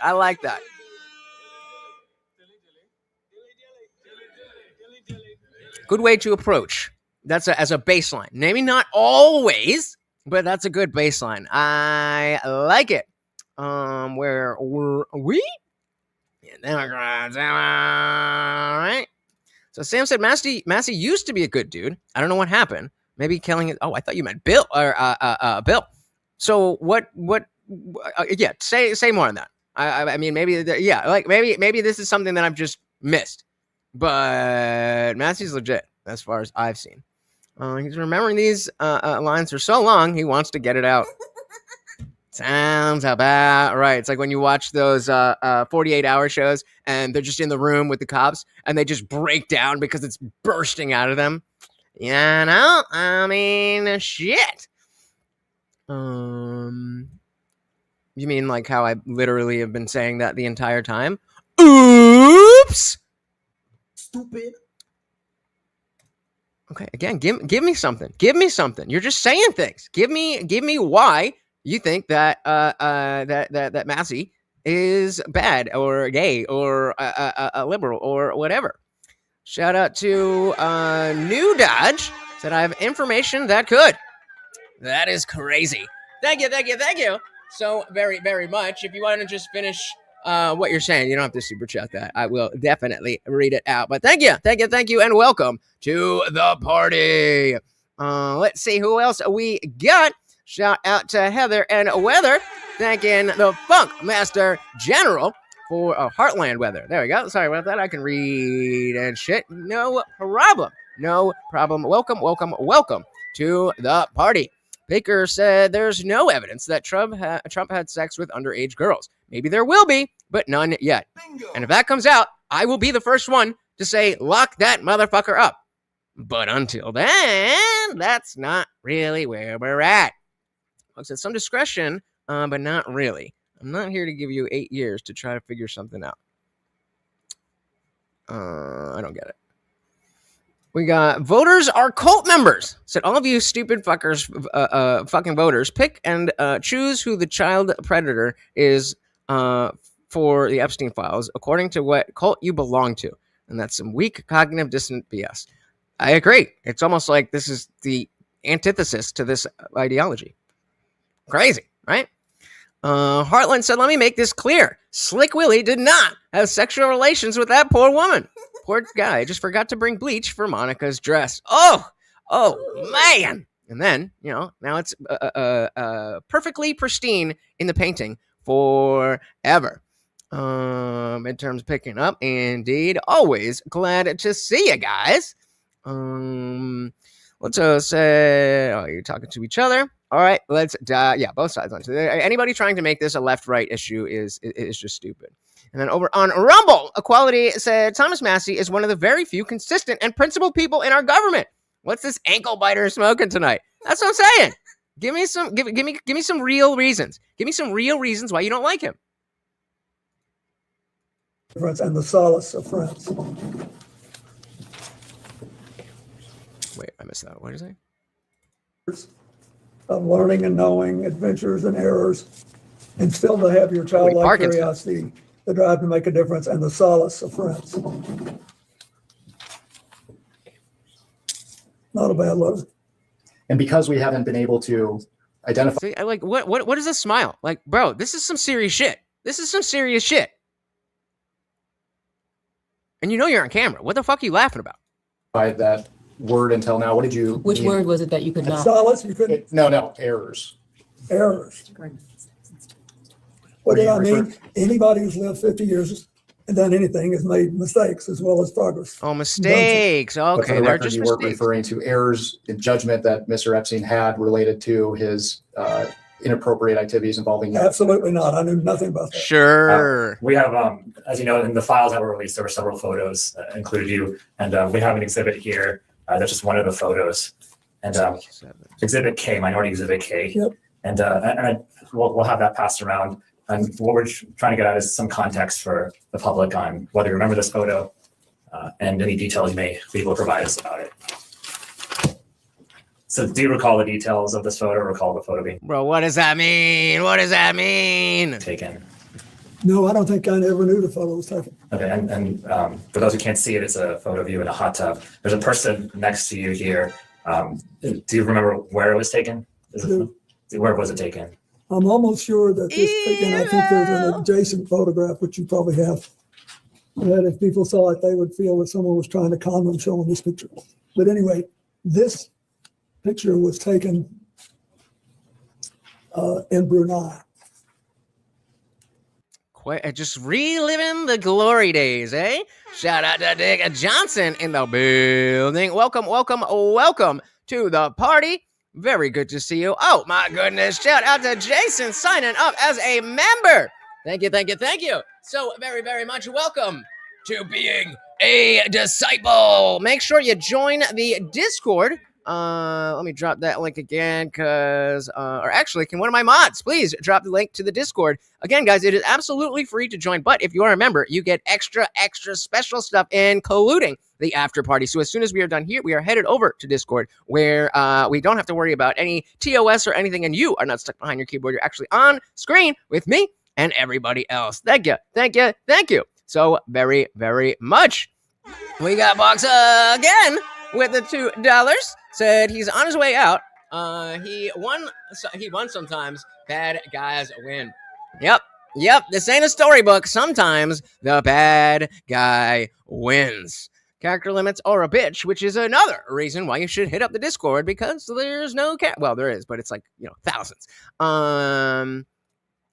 Nate the Jen, welcome to the party. Said Trump's a lunatic, and we already knew that when we voted for him. Right. If it comes out that he was doing underage stuff, then that's a whole different story. But we knew the rest of that stuff, who he was before that. Shout out to Box again with the gifted membership. My goodness, you guys are amazing tonight. Thank you. Very much appreciated. And again, if you, who is it? Dr. Snowflakes, make sure you join that Discord. Again, if I could get one of the mods to drop the link to the Discord. Thank you. Glumsec, do you think that Clinton is trying to play up the doddering old man approach like Biden? I mean, I don't know, because I haven't seen him in any kind of long form anything in forever. But I mean, I would do it if I was in his shoes. I would do it. Any little thing that you could use to your advantage, that is the way to go. Where are we at? Bill does not seem anything like how Biden was mentally. Biden was a straight up vegetable. Yeah, but I mean, clearly he's not the same guy he was. And I guess the question is, whether or not he is playing it up and acting like the doddering old man. All right, let's dive back in. Thank you, Angry. In Brunei. And we flew one night on a trip to Asia, the last very long leg. He said we. Yes. Who is that including? Well, my whole team that was working on the AIDS issue, and Mr. Epstein was there, and Miss Maxwell. But anyway, we got to the end of the flight was Brunei. It's a tiny place, but a very wealthy one. And the Sultan of Brunei was a man that I had gotten to know well in my 8 years as president. And his first involvement with international matters was basically to join the Asian Pacific Economic Leaders Conference, which I started and which he attended. And then he was very proud of that. And he hosted, his time came to host it. You do these things in a rotation. And it came either at the very end of my term or maybe the next year. Anyway, he wanted, when he knew I was coming, and he said that he wanted to help me with my AIDS initiative, and he invited me to stay there. And he said, I want you to stay at this hotel, and I hope you'll use the pool. So I did. And then I got out and went to bed exhausted. Just for the record, you copy and then paste. There's another picture that also shows this as part of the larger pool area. Do you all have that so that he can refresh his recollection with respect to that? You should have it. It's quite enlightening. If you watch this, yes, it's noted. It'll give you a different feel. Thank you. And that's the sad thing, right? Because he was a good president in terms of being, if you didn't necessarily agree with all of his policies, being someone that could be a bipartisan. Like, okay, I didn't vote for him, but that's my president. That was still in the era where we could do that. We don't have it with us right now. Okay, We do. thanks. I just wanted to make sure he knew the. And so were there other people in that pool or hot tub with you as well? I don't think there's anybody in the hot tub. I didn't forgotten that there was anybody in the hot tub, but. You deleted it? Oh, sorry, buddy. Remember, once StreamYard gets it, then it's there. It was big. I try to, if I see that you guys deleted, I try not to pull it up, but just be aware. It's about. Well, He's asking you in the pool it appears area. this photo, there's a girl over here. Voters said, when Trump said he sexually assaults women by walking up and grabbing their pussy, I knew right then and there what the fuck he was. It's like adding 1 + 1, but some of y'all getting 3. It's not rocket science. So first, let's go with projection. What is it that he said to Billy Bush? Did he say, actually, fuck it, let's pull it up. Let's get the exact words and see how this is a sexual assault. Trump, Billy Bush. Let's see.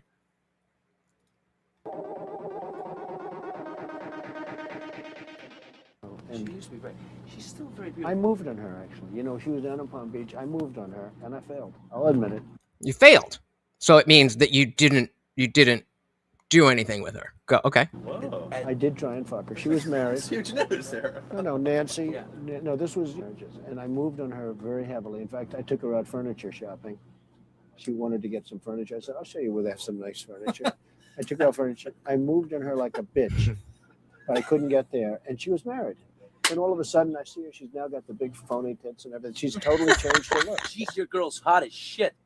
And so far, all we're talking about is I really tried and I failed. Not sexual assault, but let's continue. The purple. Whoa. Yes. Whoa. Yes, the Donald has scored. Oh, my man. Wait, you got to look at me when you get out of your Set this up. That is very. You give me the thumbs up. You are a piece. You got to put the thumbs up. You got to get the thumbs up. Can't be too happy. Yeah, let me. It's very fun. You and I will walk there. Oh my God. I didn't expect this to be this long. Where are we? Maybe it's a different one. Better not be the publicist. No, it's her. Yeah, that's her with the gold. I gotta use some Tic Tacs just in case they start kissing her. You know, I'm kissing her. It's like a maggot. That's what we call aura. I don't even wait. And when you're a star, they let you do it.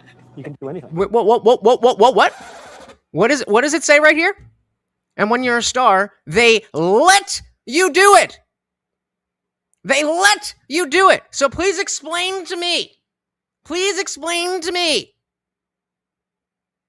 How a woman letting you do anything to her is sexual assault.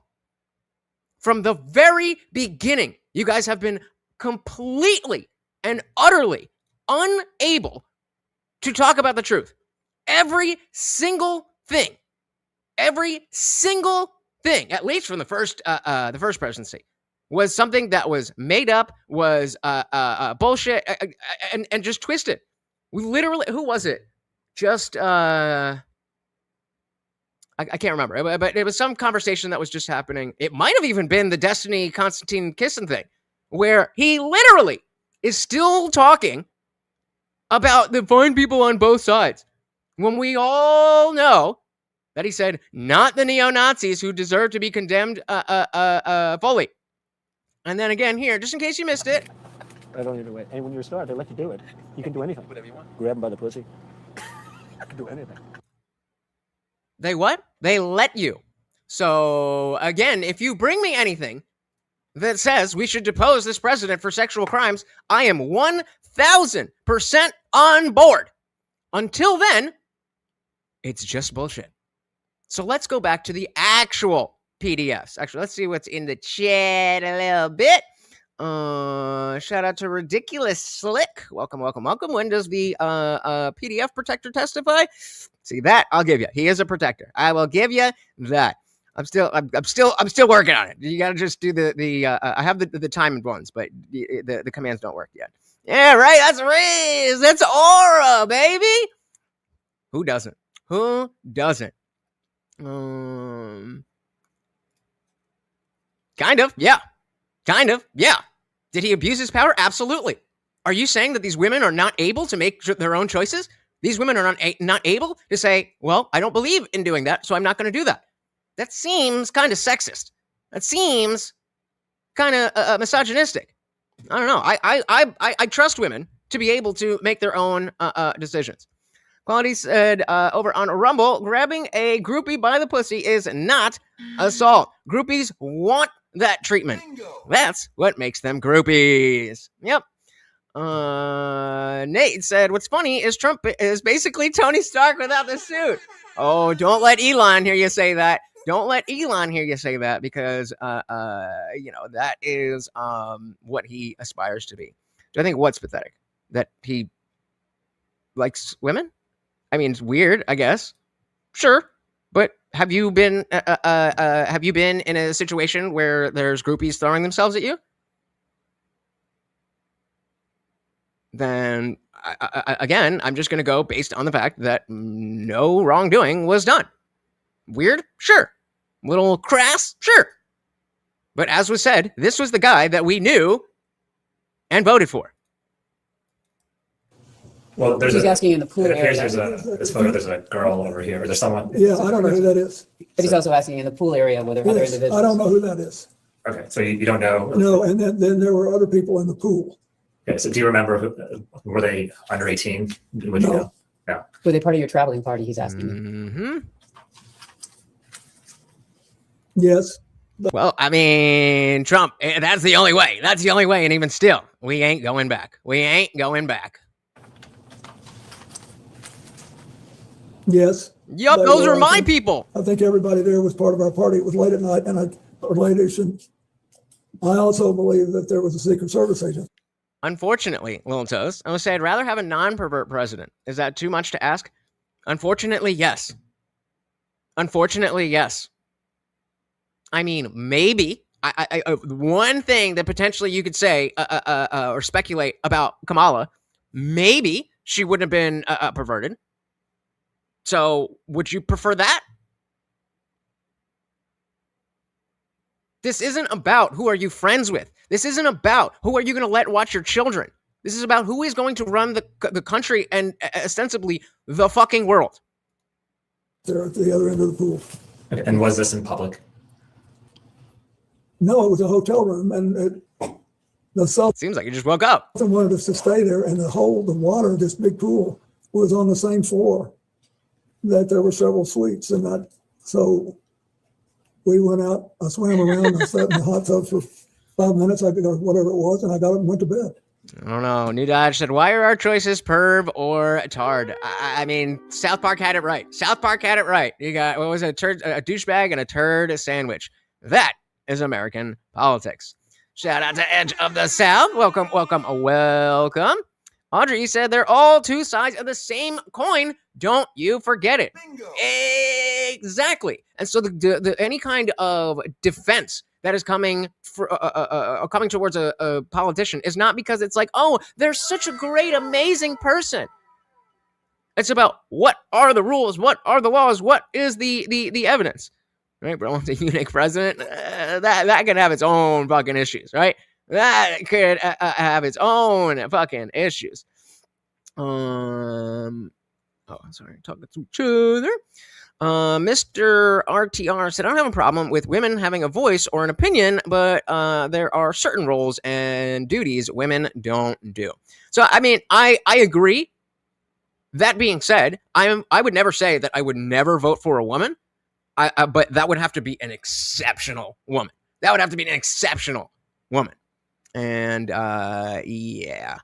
Yes, thank you to Box News. Remember to make sure, since we're getting all these gifted memberships, that you are able to get one. And again, guys, if you are on the vertical stream and you don't want to be, the link for the landscape stream will always be in the description. So whichever one you like, just come through. We got Lesissimo. Well, why would you do that? Why would you do that? Welcome to the party. Presidency is a popularity contest, not a contest of who is better fit. Bingo. You know, and the sooner we learn this, the sooner we understand that it's not about anything except that, then everybody's going to be voting based on the wrong paradigm. Let's dive back in, yeah.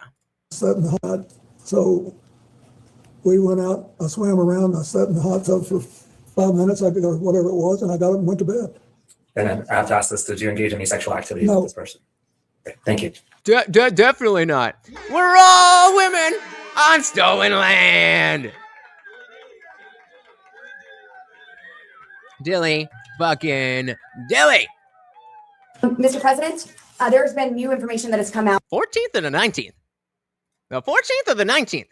Regarding the autopsy of Mr. Epstein. I would just like to ask you personally and directly, do you believe that Jeffrey Epstein killed himself? Are you asking him to speculate on how Mr. Epstein died? I'm asking what the president thinks of. So you're asking his opinion? Mr. President, was your friend Jeffrey Epstein suicidal? Are you classifying him as a friend who he has testified that he? Yeah, that's true. Yeah, I definitely would have voted for her if she went further. Because remember, if you don't know, I was a never Trumper in the beginning. Really kind of came onto the scene in 2015, and yeah, I was all about Tulsi Gabbard. I was hoping she would go further, but she didn't, and because of Kamala Harris, and then she came over to the right side, got red pilled. Now, I don't think I wouldn't vote for her now necessarily, but back then, like that was the point just being that while I don't think I would ever want to vote for a woman, I'm not saying that it cannot happen.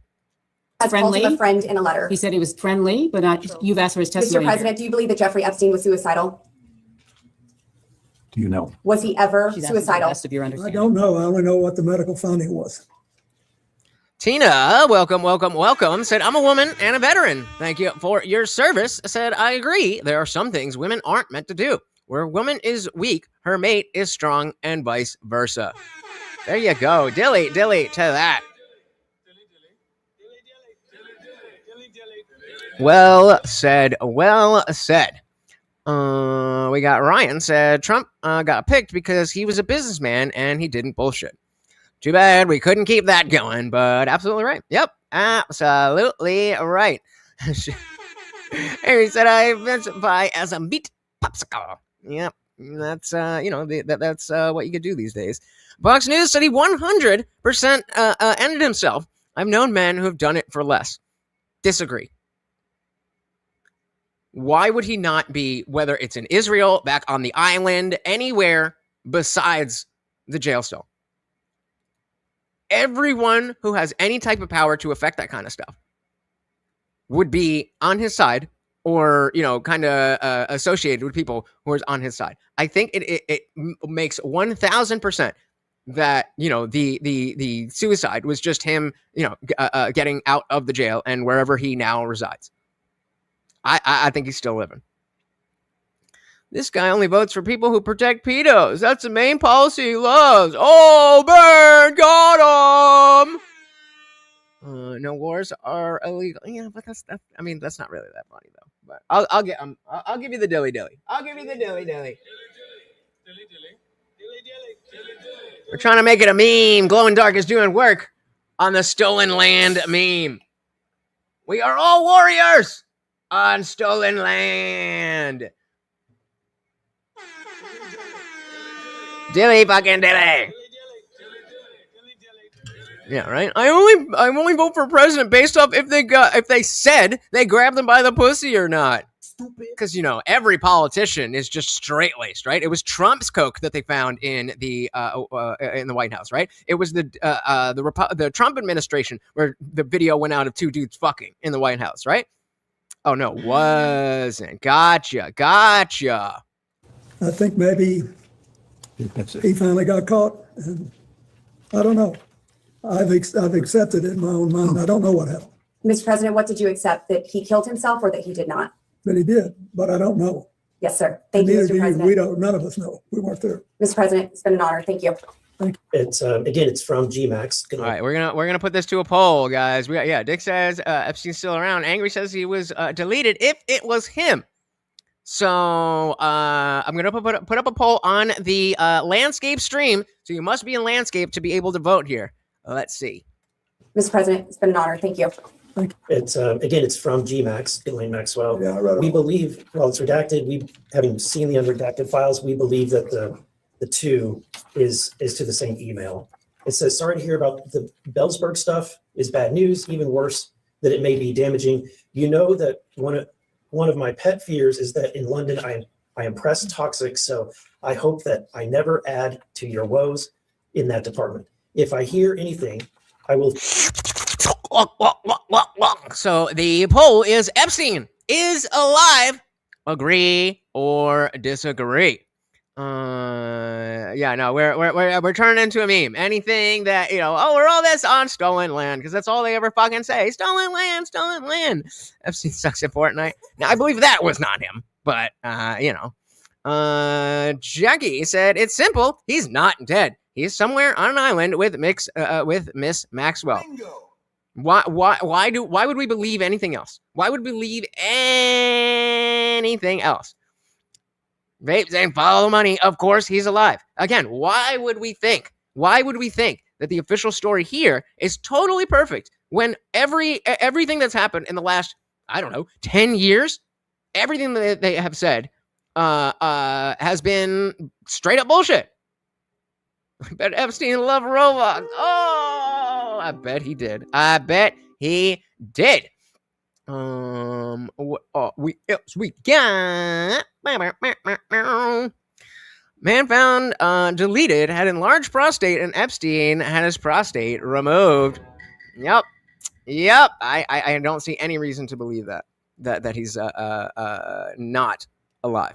So, it's weird to me, but not nearly as bad as some fetishes and what am I missing something? What are we talking about? I actually don't like being around men who talk about women like Trump did with Billy, but it's still not evidence that Trump is a pedo. Bingo. Yep. But no, he said bad thing, and you voted. That means you bad thing too. Stupid. If you said Hillary killed him, I would believe that. I would believe that more than he ended himself. Almost the Democrats complaining about the Epstein Files makes me laugh. They could have released what they wanted to, but they chose to release 0 files. Yep, but we're the bad ones. We're the bad ones, right? Buttercookies, like the name, said, I love the part where they ask if he had sexual altercation, and he said no, but we know that that's a lie. They're all lying. They're all lying. So yeah, here you're sucking off Mr. Epstein more. Guac, guac, guac, guac. To your woes in that department. If I hear anything, I will of course let you know. Guac, I could not help myself. There was one juicy little tidbit. Stupid. You realize you hear the sounds of dick sucking when your dick is being sucked, right? Stupid. Or maybe you don't. Okay. I did let out the one about what a super stud that you are and how I have a crush on you and how you are hung like a horse. And, well, you get the picture. What? Hope you don't mind. And again, what are you laughing at, bro? Are you familiar with this email? Are you saying at the time? I'm a little, so I don't know if you guys are familiar with Jesse on Fire. I'm trying to get, we started around the same time. His channel is much bigger, but he's very much on board with the fact that, with the Candace stuff, that Charlie Kirk is still alive. I haven't seen anything specifically like that, but I'm getting him on the channel probably next week, maybe the week after that, and he's going to run down the whole thing. So Correctamundo, if you are down for that, make sure you hit that subscribe, and you know that YouTube sucks with those notifications, so hit that bell so you don't miss that amazing conversation. Nope. I miss Oklahoma more every day. Said, I think he's alive. I said, shit, me too. We got 13 votes, and 62% of you think he is alive. You went release some more than I give me a special story. It's almost like I've been every single day talking about how much I don't believe that fucking story and don't trust him. Oops! You don't know shit about Jack! Oops! It was sent or in the preparation for this? At the time that it was sent, were you familiar with it? Oh, no. Are you familiar with it before? Yes, it's Okay. now famous. Okay, what can you tell me about your knowledge of this email? So if his knowledge is only from when he was prepared for this hearing, that would have been with his counsel, or is that what are you asking for outside of any preparation for this hearing? Mr. President, do you believe that Mr. Band sent this or received this email? I do. Okay. So, and there's Never. more. Let me go to the next one. Exhibit, which would be number 20. And the answer is, I don't know about There's this. no question. Okay. At the time. He's ready to just fucking give all the information. He's like, guys, I've been sitting on this for 40 years. 40 years. Please just let me get it off my chest. I ask you to clarify whether or not you're asking if he knows about these emails at the time they were sent, or if you're asking whether or not he came to learn about them in the course of preparation, just so that distinction in time is clear. Okay. Yeah, but I think that's like old people shit. I think he has Parkinson's or something along that. I don't think he's, I don't think he's that like nervous, but that Bill's gonna make those papers stick together. I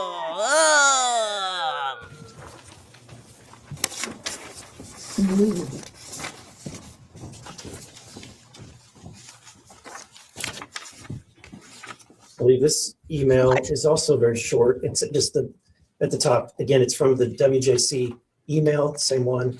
And it says, this email is silly. I want to spank bottoms tonight. I think so too. But I'm willing to keep an open mind. Who's it from? It's from the Nope. I happily support him in general as the president, and when the opponent was Kamala Harris. That doesn't mean I suck him off at every single thing he says. Are you able to understand the difference between supporting a politician and loving a person? Or are you just as retarded as all the fucking TDS liberals? same email account, the same email that has been used before, the WJC email.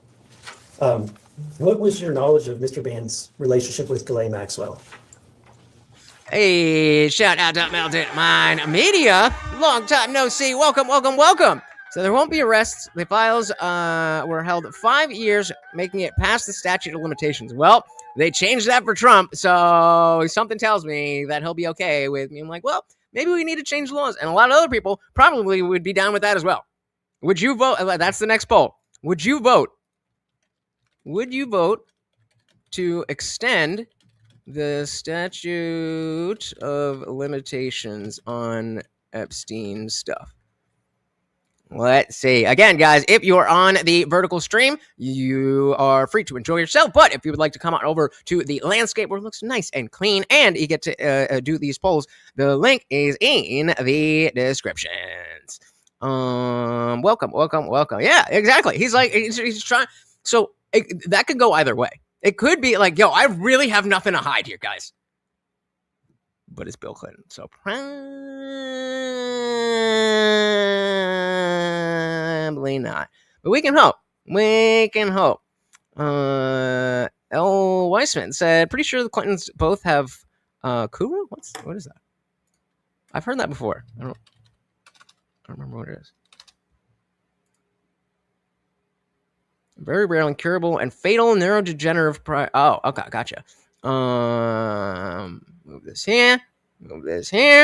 Kuru is a very rare, incurable, and fatal neurodegenerative prion disease that was historically common among the 4 people of Papua New Guinea due to ritualistic cannibalism caused by misfolded proteins and infected brain tissue. Causes severe progressive tremors, loss of coordination, emotional instability, and dementia. Well, that explains Biden.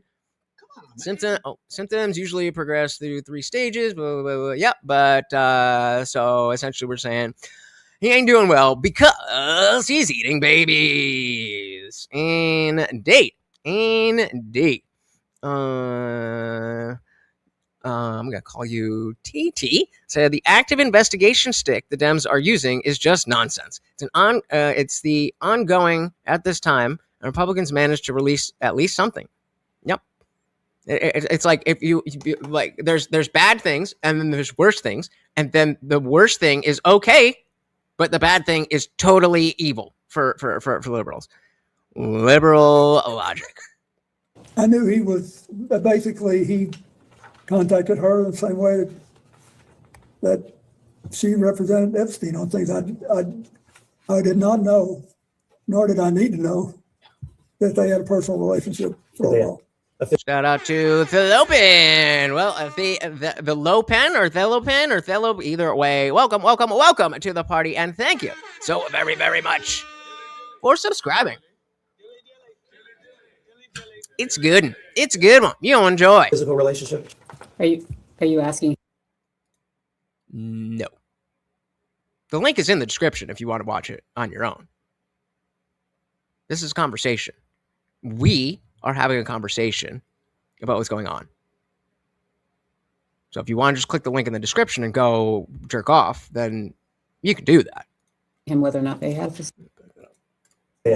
a physical relationship.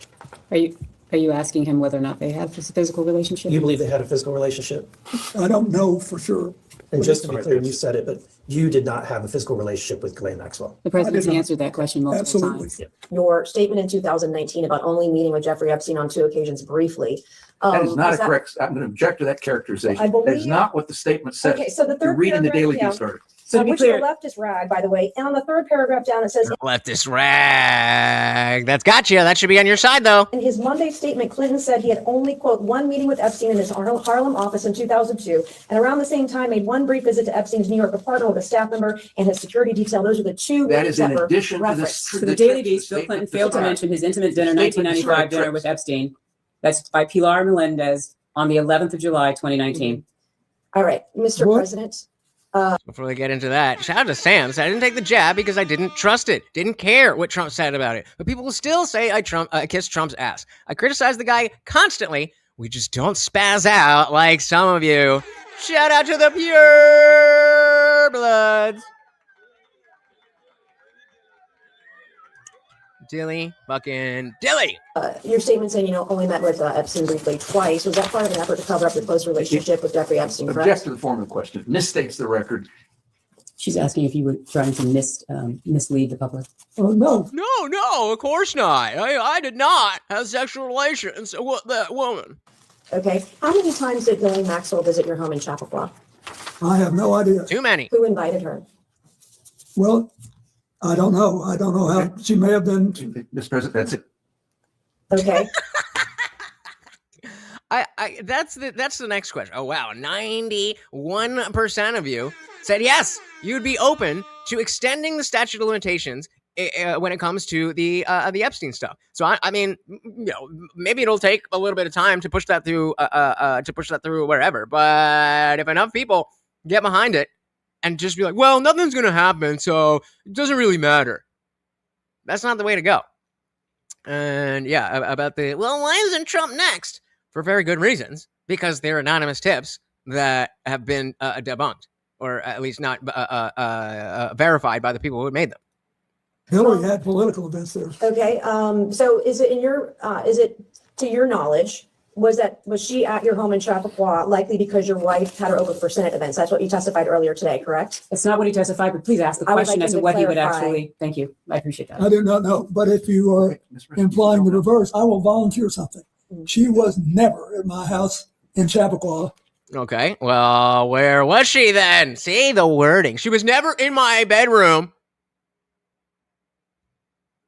We fucked in the kitchen. Shout out to WKS 6 weeks. Send a new sub. Shout out to Indiana Pure Bloods. Welcome to the party. For any personal reasons. Wait, let's see that again. What do you say? You are implying the reverse. I will volunteer something. She was never at my house in Chappaqua for any personal reasons. I didn't say anything for anything No, personal. you didn't, but you.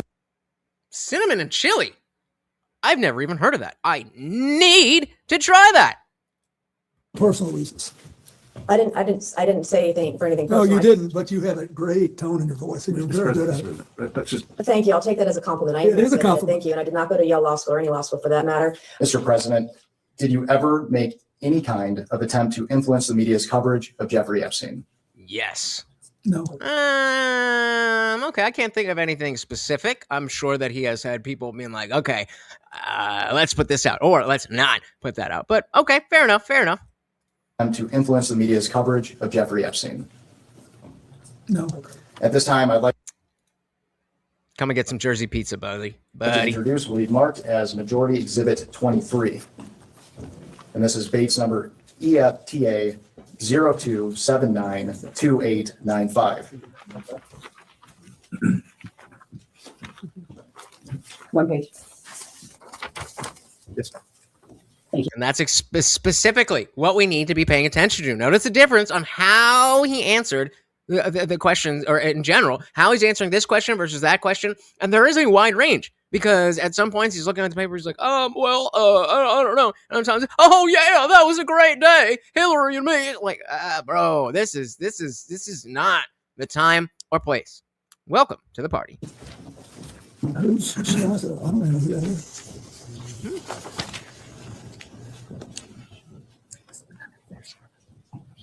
And this is email from Virginia Giuffre, an Epstein victim. Bro, you guys are so fucking pathetic. You're so pathetic. Instead of actually arguing with anything that I'm saying, just ad hom after ad hom after ad hom after ad hom. Oh my God, you are so pathetic. Pathetic. And this is email from Virginia Giuffre, an Epstein victim, that alleged that you walked into Vanity Fair and threatened them not to write sex trafficking articles about your good friend, Jeffrey Epstein. No, so again, the question was, if you're talking about the poll, then it wasn't about whether people should be arrested or not. It was about someone was saying that the victims, or rather the assaulters, the statute of limitations had already passed. And so I was like, okay, well, what if we extended the statute of limitations? And then we can take down all the pedos.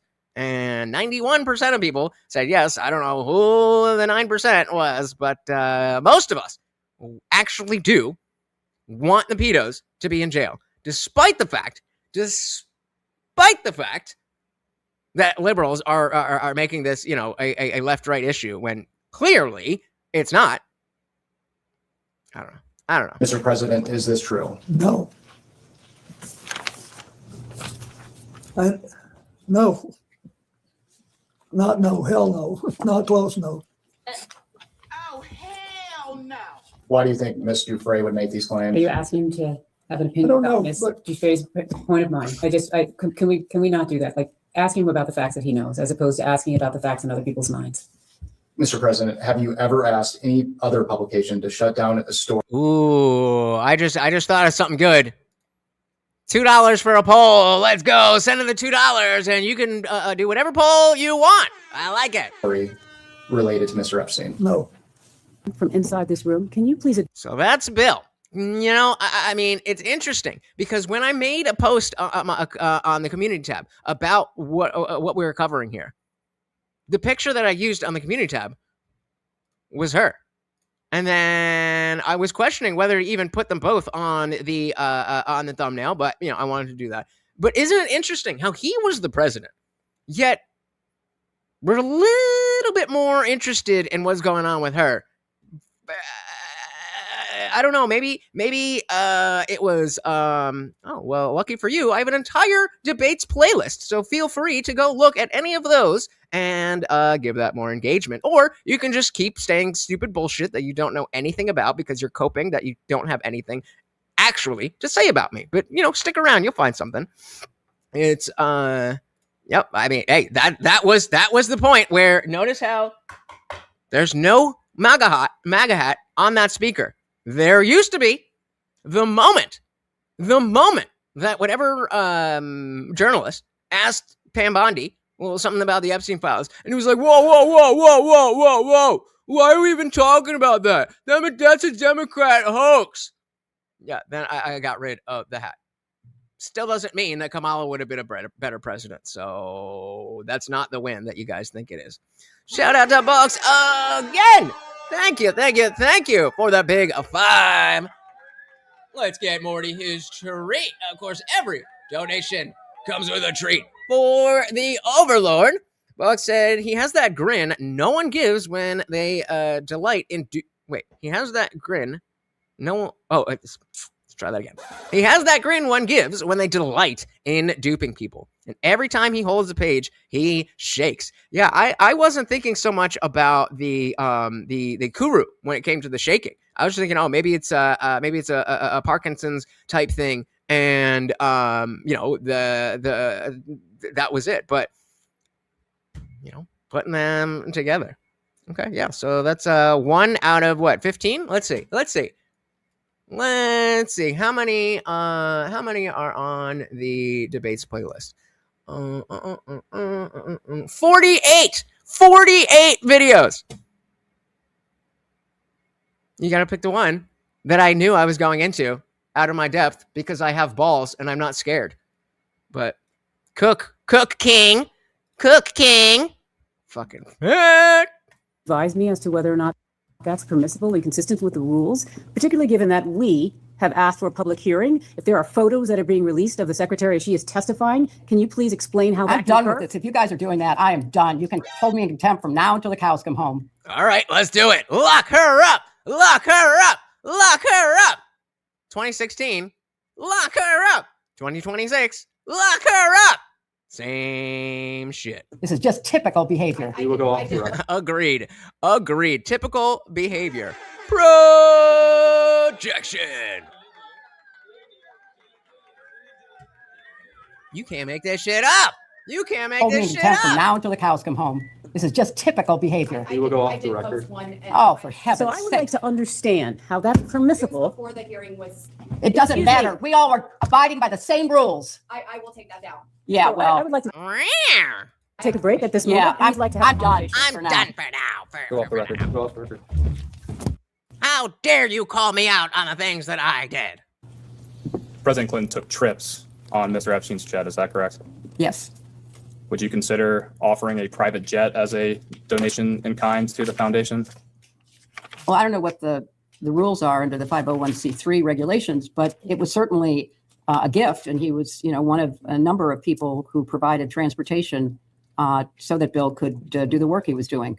Instead, you have compelled me to testify, fully aware that I have no knowledge that would assist your investigation in order to distract from President Trump's actions and to cover them up despite legitimate calls for answers.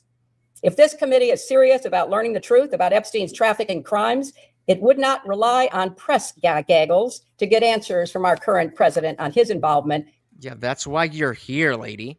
That's why you're here. What is it that you think we're doing?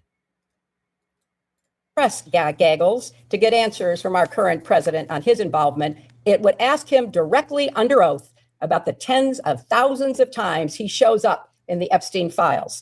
If the majority was serious, it would not waste time like on you fishing guys. expeditions. Well, there was an article with Trump's name on it, so why isn't he being deposed? Files. If the majority was serious, it would not waste time on fishing expeditions. There is too much to be done. What is being Like what? What is more important than taking down the pedos in our government? Oh, nothing. held back, who is being protected, and why the cover-up. As I stated in my sworn declaration on January 13th, I had no idea about their criminal activities. I do not recall ever encountering Mr. Epstein. I never flew on his plane or visited his island, homes, or offices. I have nothing to add to that. Thank you again to the donations. Just updated the banner. Very, very much appreciated. The original email here is from Mr. Colomb, and he asked, could you organize a discreet meeting between Sarko and Hillary Clinton in New York? If not, who should we ask? Mr. Epstein replies, meetings with Hillary are not easily discreet. When? I'll back that up. Brian saying Trump knew if he was against the files, they would want them released. I have heard of this, but it doesn't make sense. It doesn't. It's too. And I mean, maybe the Democrats really are this hollow that they literally have nothing but Trump bad. Maybe. But I feel like there was that doesn't really make too much sense because of the fact that, again, it's bipartisan. They're both sides. The Uniparty, they're there to protect each other. So, I mean, we definitely need more information, but this doesn't not make sense. It just it rings a little hollow to me. I'm sure there's an aspect of it, but it rings a little bit hollow to me. Applies. Meetings with Hillary are not. All right. Number 5. The original email here is from Mr. Colomb, and he asked, could you organize a discreet meeting between Sarko and Hillary Clinton in New York? If not, who should we ask? Mr. Epstein replies, meetings with Hillary are not easily discreet. When? We started to touch on this earlier. Are you aware of Mr. Epstein or any of his staff reaching out to anyone on your staff to set up a meeting? I am not aware, and I find it kind of weird because I know Sarkozy, he would not. Or just no is enough. What do they say when people are lying? They say too much. Negan said the only reason they were calling it a hoax was the fact that Dems kept saying that Trump was guilty and involved in the Epstein Files, but yet voted to keep them from being released originally. I just don't think that's what that's not. I mean, maybe Trump is certainly not the person that we have to take every single word he says super literally directly. Maybe. But then I would have liked for him to address us, meaning the base, who heard that and didn't really understand, and be like, look, it's not that the whole thing is fake. It's the fact that they're trying to pin me on it. I would have been totally fine. I'd be like, oh, yeah, fuck them.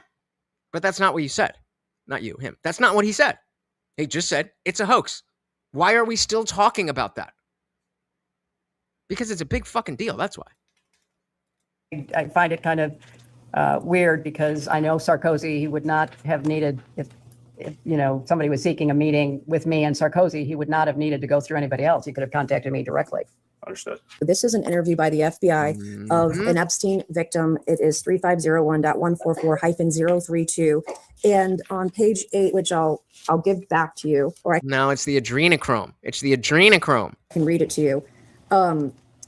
I'll give this back. Yep. You can You beat me to it. You beat me to it. read the last sentence. Would you please read? I'm not interested in reading something. I have no idea what it is. Do you want to read it? Go right ahead. Okay, I'll read it. That's actually a smart move. Because if she doesn't know what she's reading, then she's reading something. Then even if she doesn't have like the paper or whatever it is in front of her, somebody could cut the audio, and that's incriminating on her side because like we don't know exactly what they're saying. Shout out to the doctor.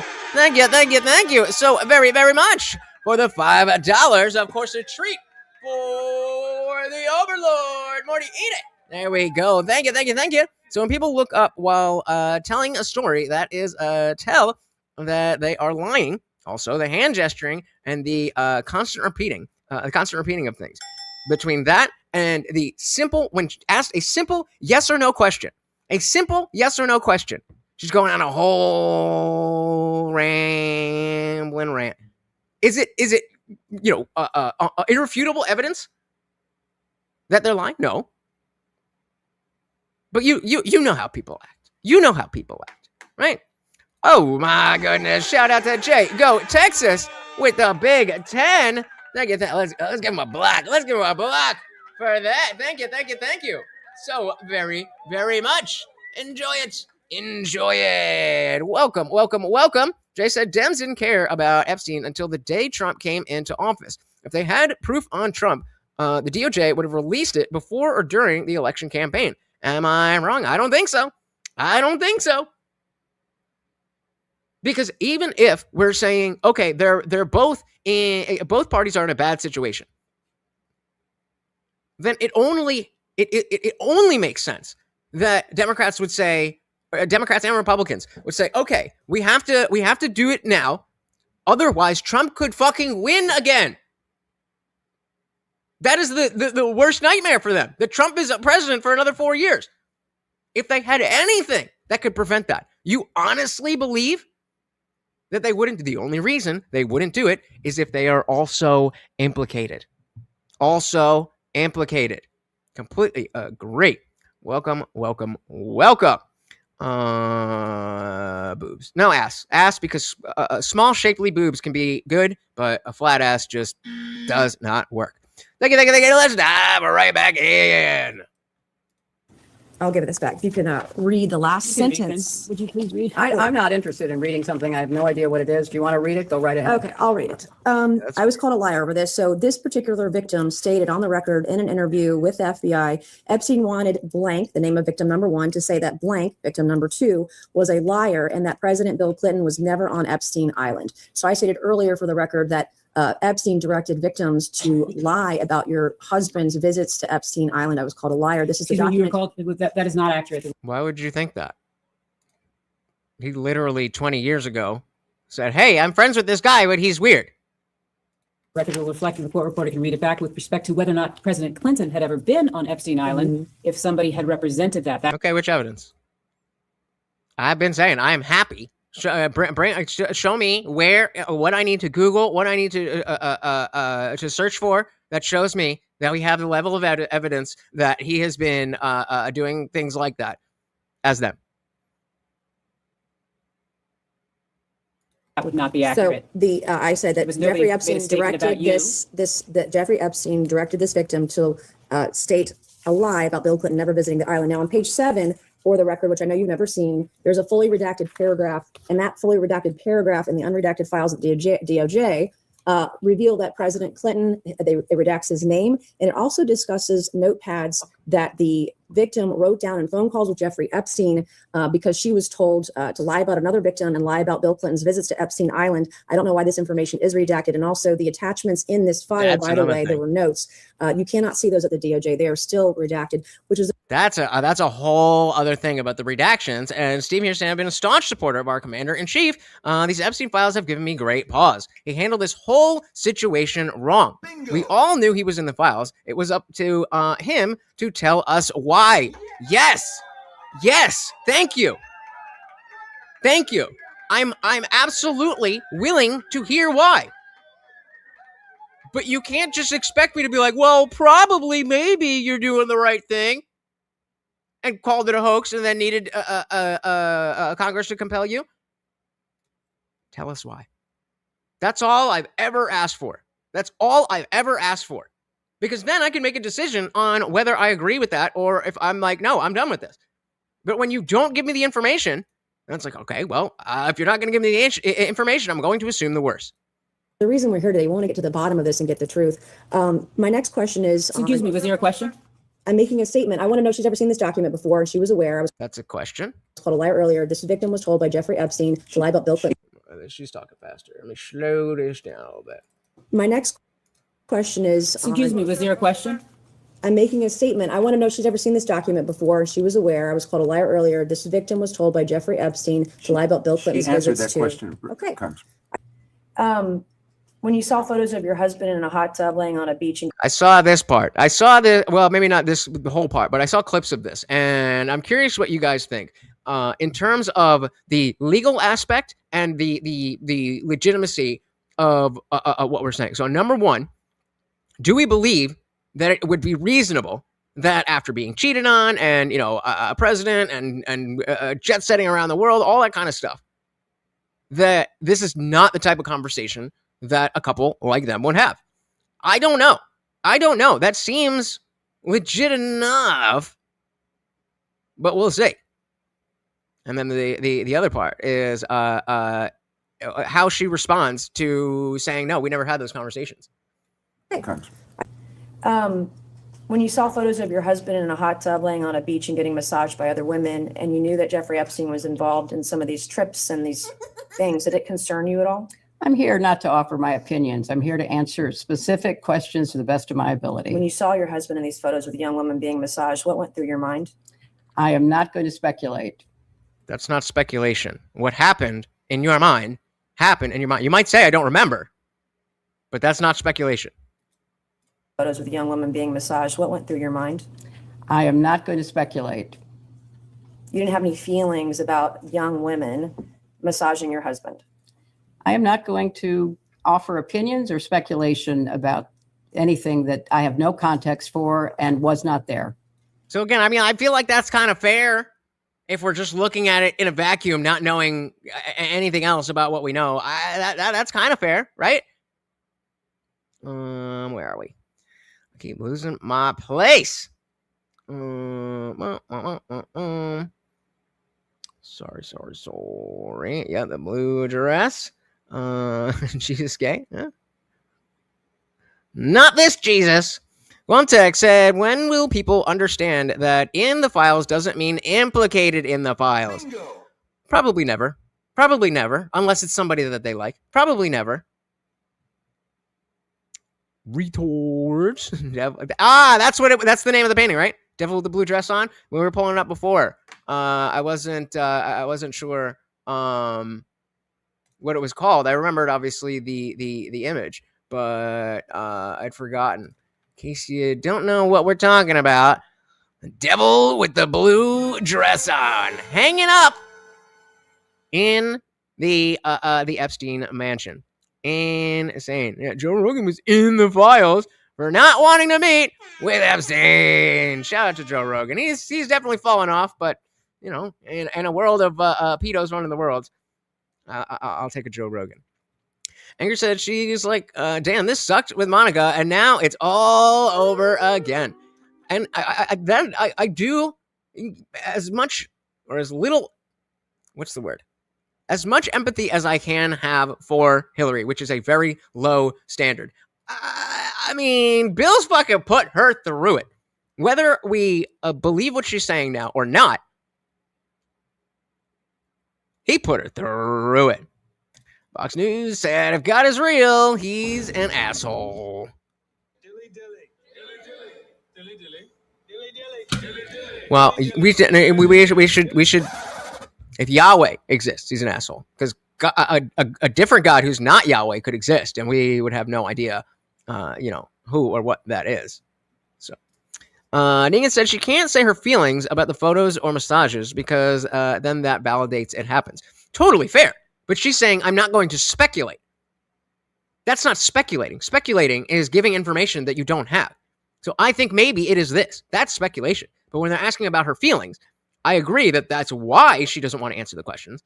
But the lawyers being like, speculation, that's going to be overruled.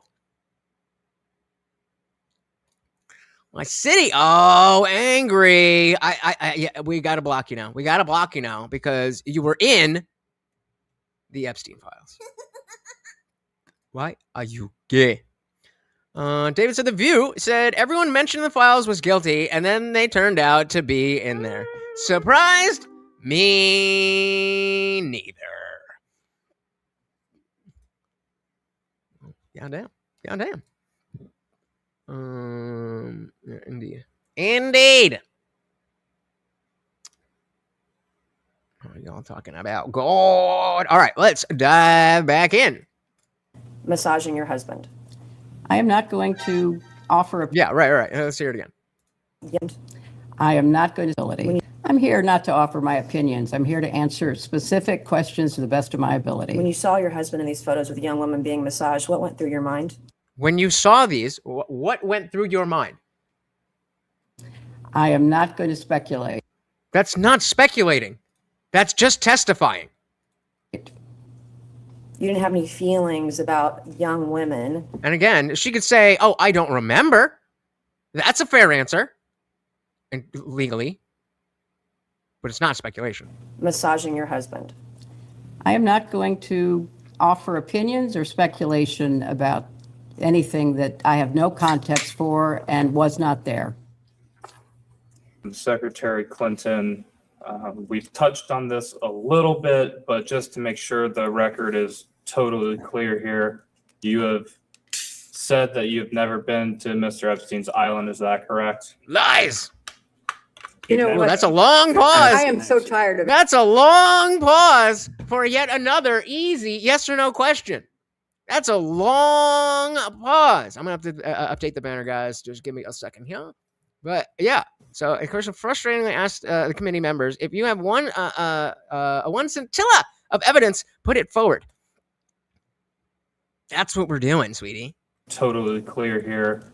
You have said that you've never been to Mr. Epstein's island. Is that correct? Oh, I did get you guys in there. All right, bet. You know what? I am so tired of answering that question. Oh, If you you're have- tired? Oh, poor baby. You're tired? Nobody fucking cares, bitch. Answer the fucking question. Guaranteed Hillary doesn't massage a bill. Well, that's how they got into this mess in the first place. If she would just suck some dick, they'd be fine. They'd be fine. Right? She might have even been president. The bottom lip. You guys are better at this than I am. You have said that you have never been to Mr. Epstein's island. Is that okay? I did slow that down too. Wait, right?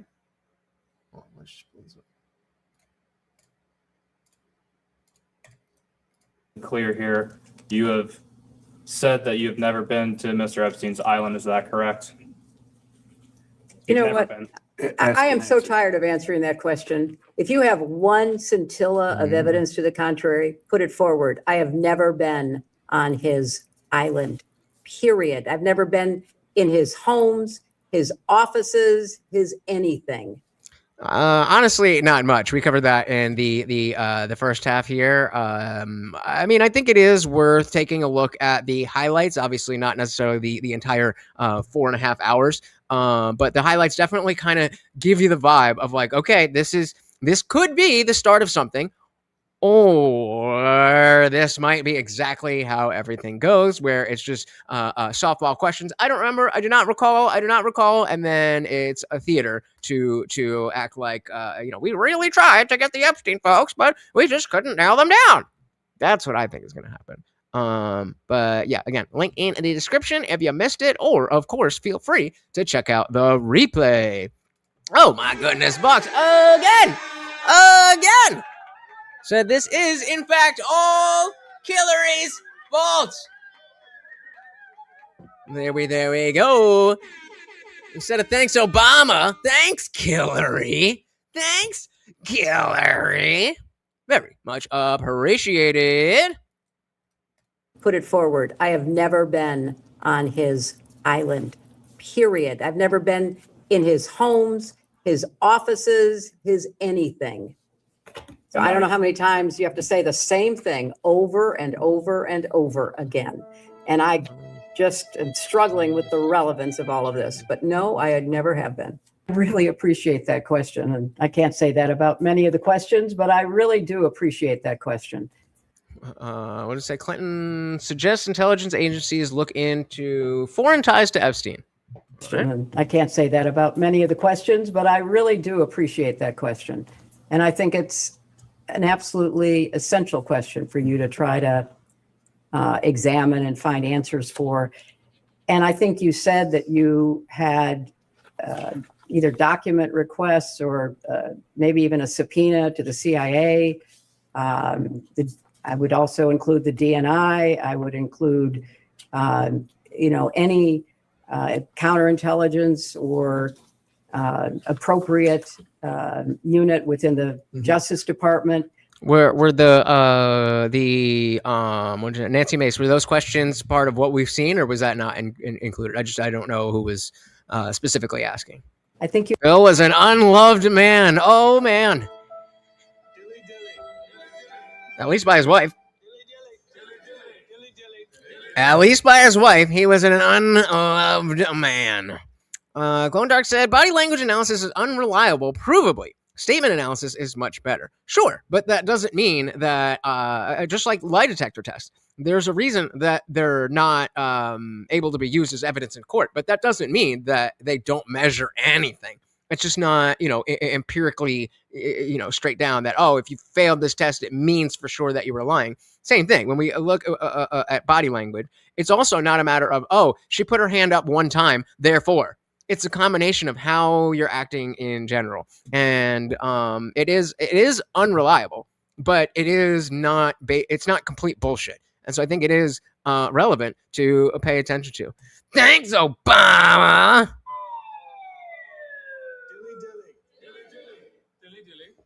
Dilly. Fucking dilly. Jay said, now she has opinions she wants to give, right? Yeah, I love that question. Thank you. I'm not here to give you my opinions, but I love that question. Good catch. Good catch. Very good. Got him. Talking y'all sound. All right. Any counterintelligence or appropriate unit within the Justice Department, I think you have to cast a wide net. And now that, as you describe, the government in the UK is investigating both Andrew Mountbatten and Peter Mendelsohn, maybe they would cooperate with you in their investigation. And maybe, I mean, bro, she's like 80. Like, for all the issues, I'm okay with her having saggy boobies. All right, we've got bigger issues here. But again, going back to the idea of just body language, and we're not saying that we can definitely tell for sure that she's lying here, but the difference in the way that she answers other questions versus how she's been answering this is very fucking weird. Cast a wide net, and now that, as you describe, these nuts. The government in the UK is investigating. And then again, so immediately she's speaking fine, and then she goes into looking away, hand movements. It's about the gestalt, the holistic thing. So wide net, and looking straight at them. And now that, as you described, the government in the UK is investigating both Andrew Mountbatten and Peter Mendelsohn. Maybe they. Shout out to Futoy. Welcome to the party. So a little update. My artist said that she's not comfortable because I would have been happy to get the Hillary tattoo if that one won. Hillary Clinton with a dick. But it was the winning tattoo that you guys chose was Donald Trump's head on the Hindu god with all those arms. And she's like, I think you're gonna get that covered up. I've been trying to think of a way to, because it's delicate because obviously she's the owner of the shop. She can do whatever she wants. I also need her for my Morty tattoo. So I don't want to be like, just fucking do it, bitch. Because, again, she's the only one that really has learned to do, or not learned, but has been able to do shading on my skin tone well. And Morty's all fucking black. So I need her for that. So I'm trying to think if, should I be like, no, I've thought a lot about this. I don't know if I'm comfortable going to some random artist with something like that, because then, what if they're some crazy liberal and like, oh, you're putting Trump on your body, I'm gonna fuck it up. I don't know. So we're working on it. I have not forgot about it. And Funkmaster and Guamtech have also been helping me with that animation video for the beginning of the stream. All that stuff is coming. It's all working behind the scenes.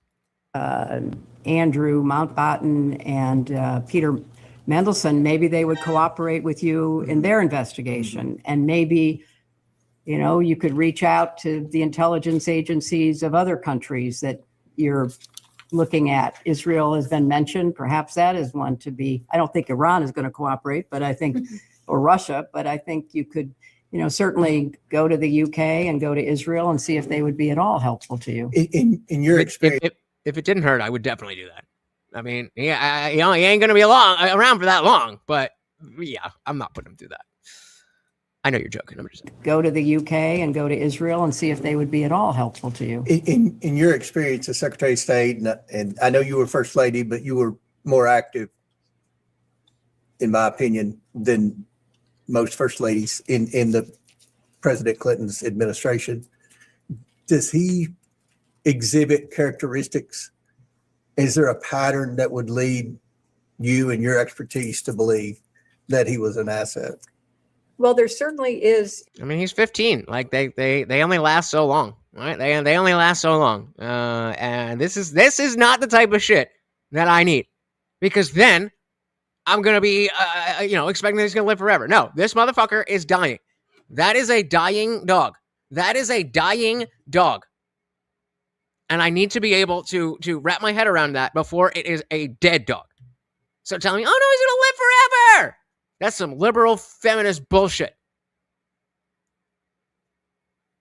Keep it straight with me. Give it characteristics. Is there a pattern that would lead you and your expertise to believe that he was an asset? Well, there certainly is in the files, and I do commend you for getting as much released as you can. I'm not sure if I agree. I hope you can get it all released.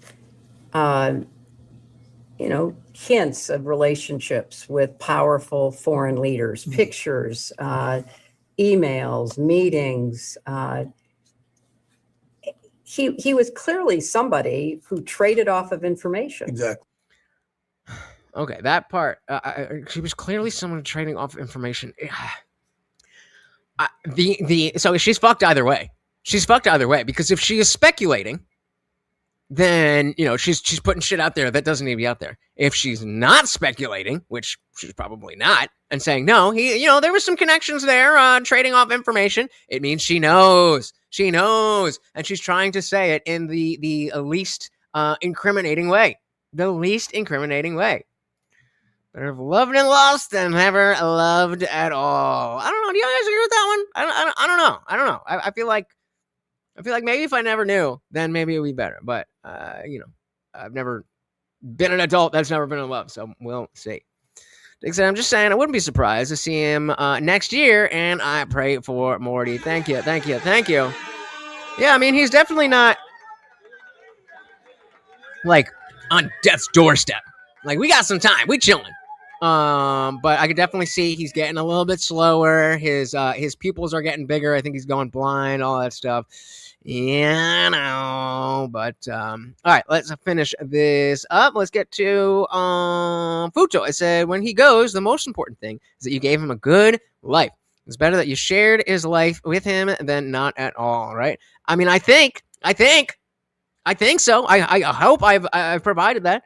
But selfishly, maybe I would have been better off never having a dog and just being a lone wolf without a cup.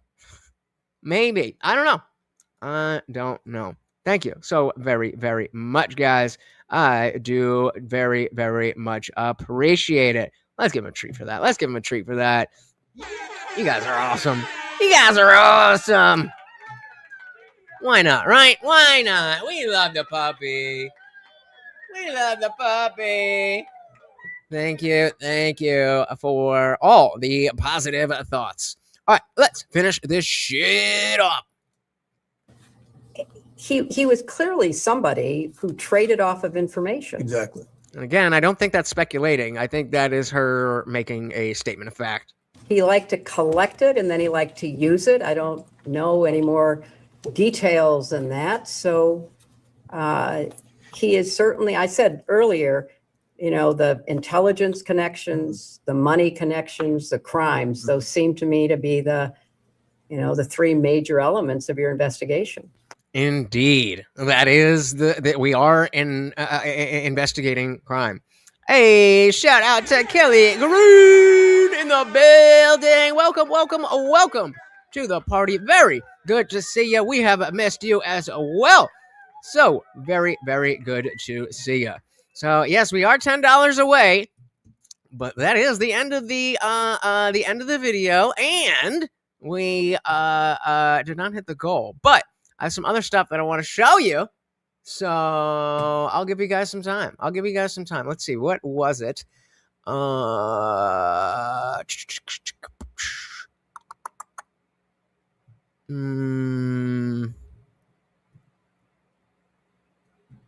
was that?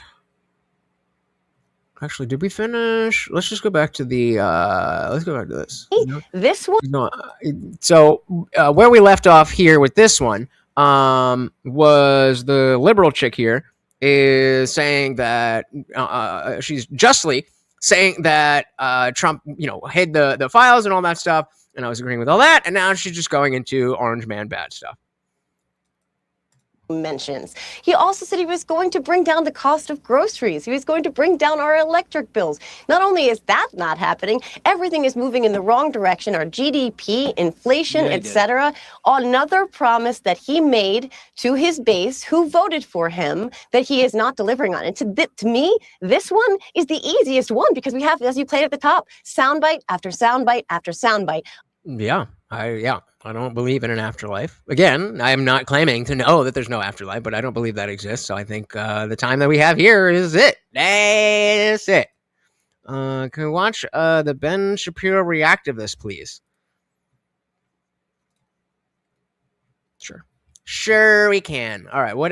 Give me the search term. Ben Shapiro. What?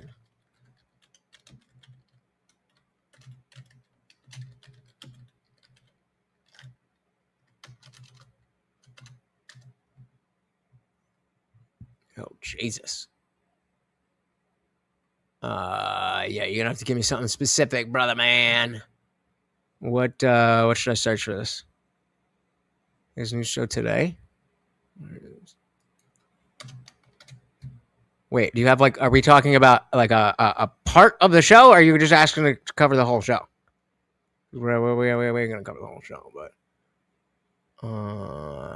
you're talking about this. All right, we'll give it some time. Let's see what we got. There's a coalition of people that are coming together to take on the United States. These people are cowards, plus liars, plus people who despise America. It's a coalition of scavengers. There are the cowards who mouth platitudes about how much they really didn't like the Ayatollah, but then they spend their days talking about how the United States couldn't and shouldn't ever do anything. And then there are the liars who literally craft stories out of nothing in order to undermine America. And finally, there are the actual... I don't see any coverage of... Oh, sorry, I didn't realize you can see that. I don't see any coverage of this, though. Where's the coverage of...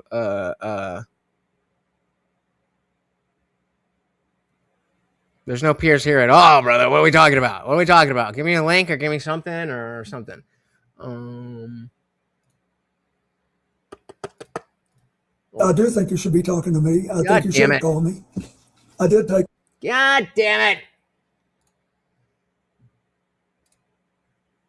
Of him saying he was going to be the candidate for peace, that he was going to get us out of these wars, that Kamala Harris was going to be the one that got your sons and daughters into these protracted wars. And by the way, Hegseth said today, Donald Trump said today, we could be looking at 5 weeks. Neither one of them will say we won't put boots on the ground. And that is very different from what they said in Venezuela. And to the point about Venezuela being a success, I would ask the people of Venezuela if that is actually true, if their lives are markedly better right now since we went in and removed their leader. That's what I'm concerned about. I'm desperately concerned. And see, I'm not at all. As much as I care about individuals, like, that's not really how I want to run my government. Hey, you guys over there, do you want us to do this? No, thank you. No, thank you. That there is no strategy based here. on the reaction in the streets, I'm pretty sure they'd say yes. I want to finish this point. This is very important to me, sir. Pardon me. I just really need to finish this. Epstein Files. We're talking about Iran. Like, you're way off. I really need to finish this. This is near and dear to my heart because I grew up near a military base. My father worked for the Department of Defense. He was based on a military base. Most of my siblings have served. This is near and dear to my heart. The men and women of our military, our service members, deserve better than a commander-in-chief who does not have a plan. They deserve better than a 5-time draft dodger who called the fall. There we go. Fine, you have a good point on that we deserve a plan. Again, I am not happy that I personally don't have a plan, but it still makes sense why that's not public knowledge. So you don't know that there's no plan. You're just claiming it. War suckers and losers. They deserve better than someone who demeaned a POW, disparaged a Gold Star family, insulted a military widow, desecrated Arlington National Cemetery. Same. Well, no, that's not true. For a little while, when he was still doing like the Ben Shapiro, liberal tears. I mean, for a little while, that was fun. But then we saw that everybody else could do it better, and ever since then. Especially ever since Israel first. Like, yeah, nah, bro. A Gold Star family, insulted a military widow, desecrated Arlington National Cemetery, told John Kelly that he did not know, as he stood on hollow ground, what was in it for them. Our men and women of our military, our service members, they deserve a commander-in-chief that doesn't say it is what it is when they die in combat. Just remember that. Let me bring... Okay, Ben Ferguson. Overwhelmingly voted for him twice. Hang on, Ben Ferguson. Actually, 3 times. This statistic is incredible. So Axios reported on Monday that no president in the modern era has ordered more military strikes against as many different countries as Donald Trump. Now, Marjorie Taylor Greene, a former big Trump MAGA supporter, we said no more foreign wars, no more regime change. We said it on rally stage after rally stage, speech after speech. Trump, Vance, basically the entire admin campaigned on it and promised to put America first and make America great again. There are 93 million people in Iran. Let them liberate themselves. But Iran's on the verge of having nuclear weapons. Yeah, sure. We've been spoon-fed that line for decades. And Trump told us all that his bombing this past summer completely wiped it all out. It's always a lie, and it's always America last. That's coming from a once massive Trump supporter. I mean, where is she wrong? Where is she wrong? Where's MTG wrong? Okay, maybe it's not always America last. But the notion of America first is kind of, it's like, okay, well, when that fits, then we'll do that. But, other than that, I mean, we got shit to do here, right? We got shit to do. Clip dropped into Discord. All right. Give me 1 second here. Okay, let's do that. How long is this?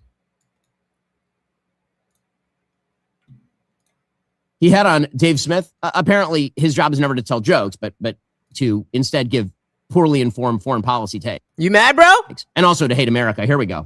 To hate America. Okay. The IDF is the worst terrorist organization in the region. Let's get real. The United States of America is arguably the worst terrorist organization in the world. If you want to look over the last 25 years, how many innocent civilians we've slaughtered. You're getting us into the neocon. Yeah, that's right. You're getting us into the neocon seventh war. Well, Ben Ferguson rightly notes. So, but wait. Can we address? Oh, whoops. Can we address what was said and why it's so wrong? I also disagree with the sentiment that he put forward, but you can't just show it and not say anything. To that point that he might want to take down the American flag behind him. That is right. It doesn't matter. That's your whole response? Is that, well, take down the American flag behind you, parroting another person? What is this? What are we doing?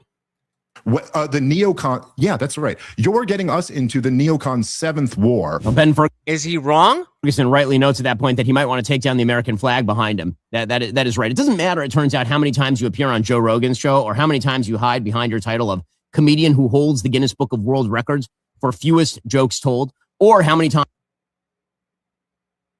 What? When he does the political commentary, that's different than his comedy. Have you heard of Legion of Skanks or just Dave Smith being a regular comedian? That's a different thing. Times you spew puerile analogies that demonstrate nothing but unbelievable, willful ignorance of the nature of war. I'm sorry, but you hate the country if you say America is the worst terrorist organization in the world. You just do. Okay, but why is he wrong? Why is he wrong? And again, I agree. I don't think that America's the worst, but you can't show that. And exactly, Jay, when you attack the person, not the issue, you lost already. When you attack the person, not the issue, you lost already. Because there are real arguments to make against what Dave Smith just said. Ben just decided not to do it. I'm just going to show you and assume that you agree with me. Because if you don't, then you're probably not watching. Sorry, but you hate the country if you say America is the worst terrorist organization in the world. You just do. So you just have to say it. Once you say it, then you automatically have hate in your heart. Is that the claim that's being made?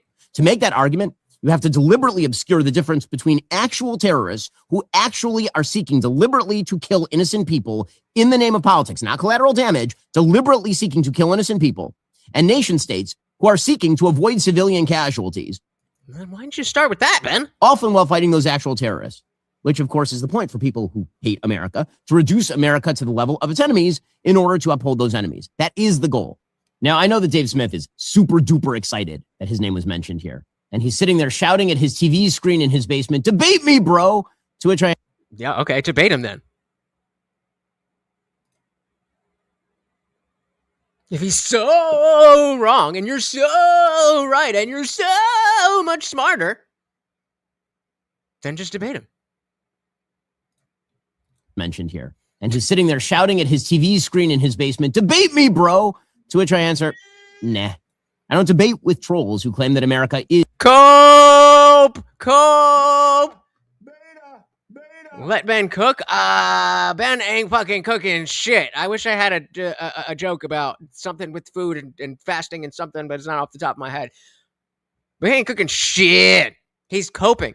He's actively saying that this guy is so wrong, and this guy wants to debate me, and I'm so right.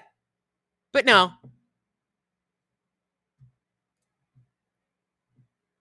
Are we going to get a reason? Put a one in the chat if you think we're going to get a reason, a legitimate reason as to why Ben Shapiro will not debate Dave Smith. There you go. We are all LGBTQRXYZ on stolen land. Yeah, maybe baking cookies. But I don't know about cooking. We're excited that his name was mentioned here. And he's sitting there shouting at his TV screen in his basement, "Debate me, bro!" To which I answer, nah. I don't debate with trolls who claim that America is the biggest terrorist state in the world because that is idiotic. Okay, so then that should be an easy debate. That is specifically the debates that you should want to take, because like it or not, Dave Smith has influence. Like it or not, he has opinions that are different from yours. That's the perfect reason to debate somebody. But you're scared little bitch. With trolls who claim that America is the biggest terrorist state in the world because that is idiotic.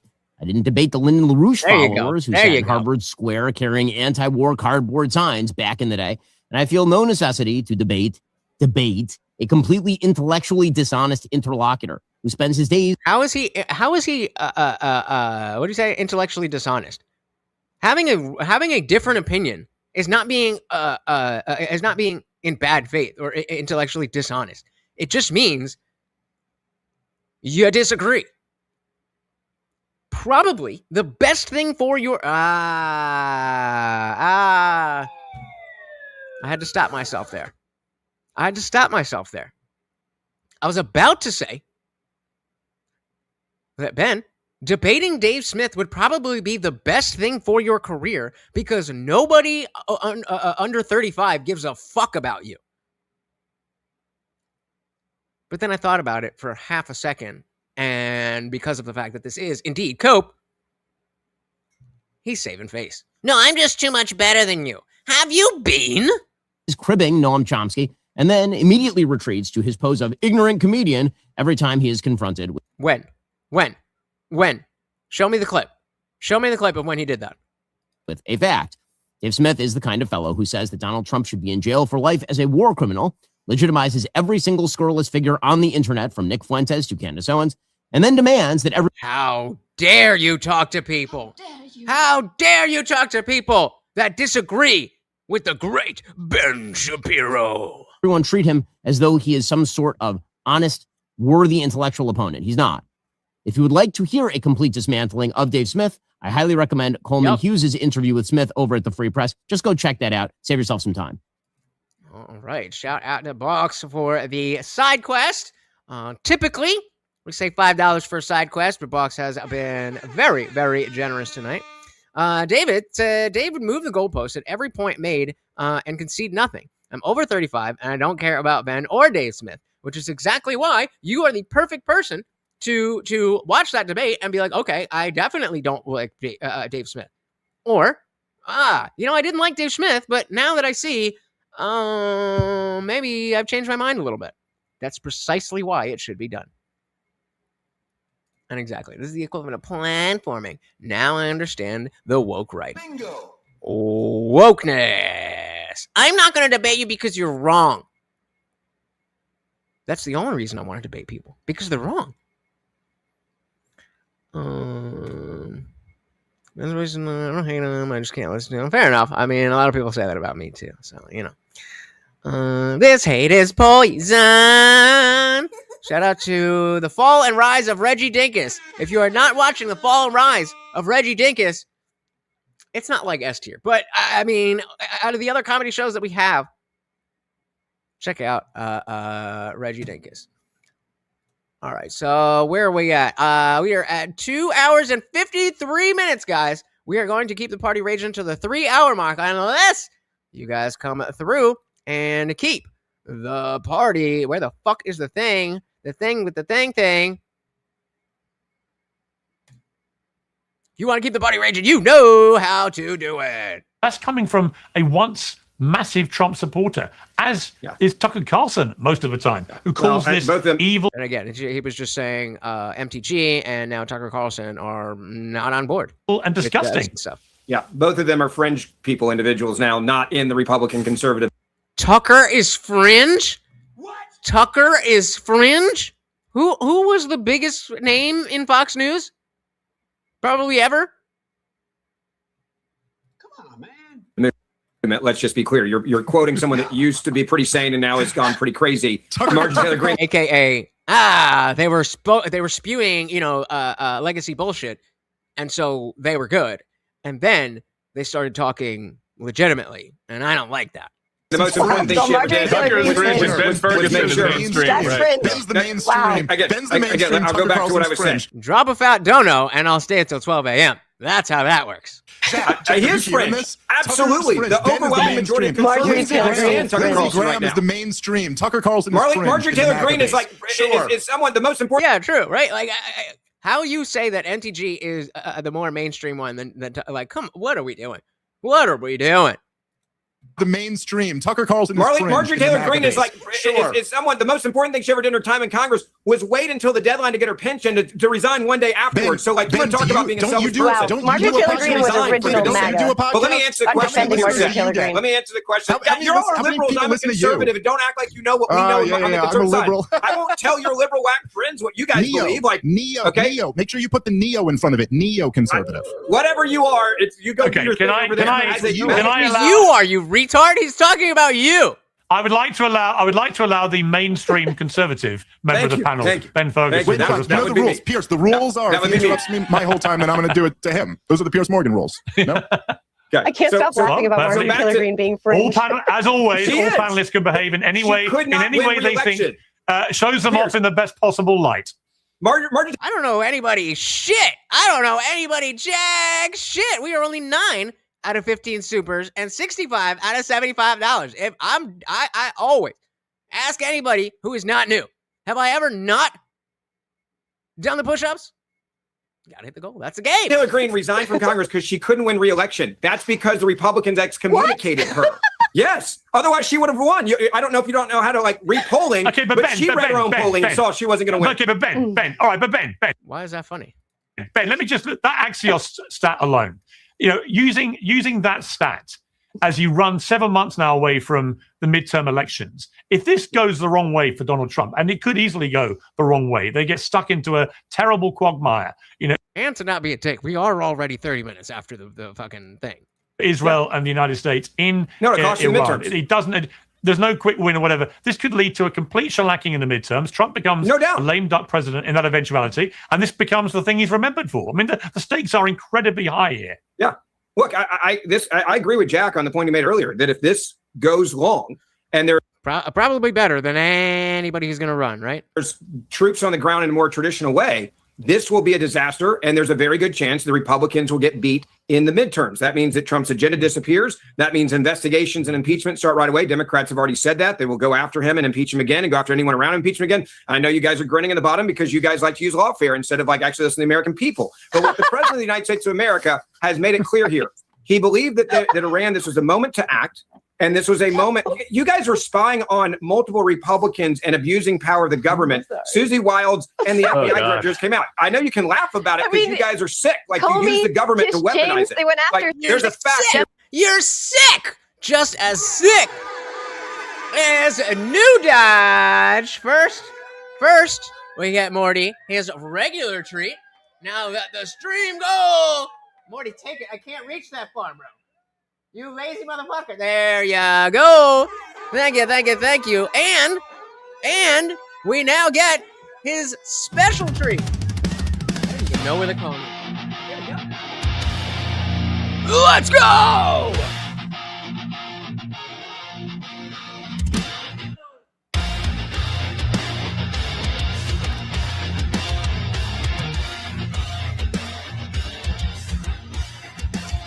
Let's go. Shout out to you guys. Shadows gather where the truth once stood. A kingdom of confusion carved out of falsehood. But he walks through the ruins like a prophet reborn.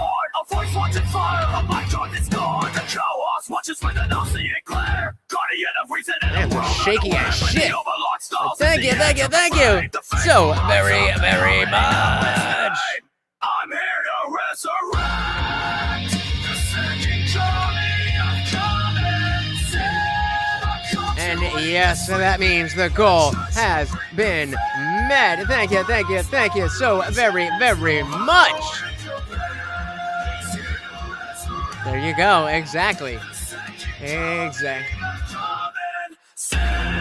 Beautiful, beautiful, beautiful. Thank you so very, very much. A big shout out to anybody who donated, and we have hit the goal. So before we are out of here, I've got push-ups to do, but then we keep the party raging. So not quite yet.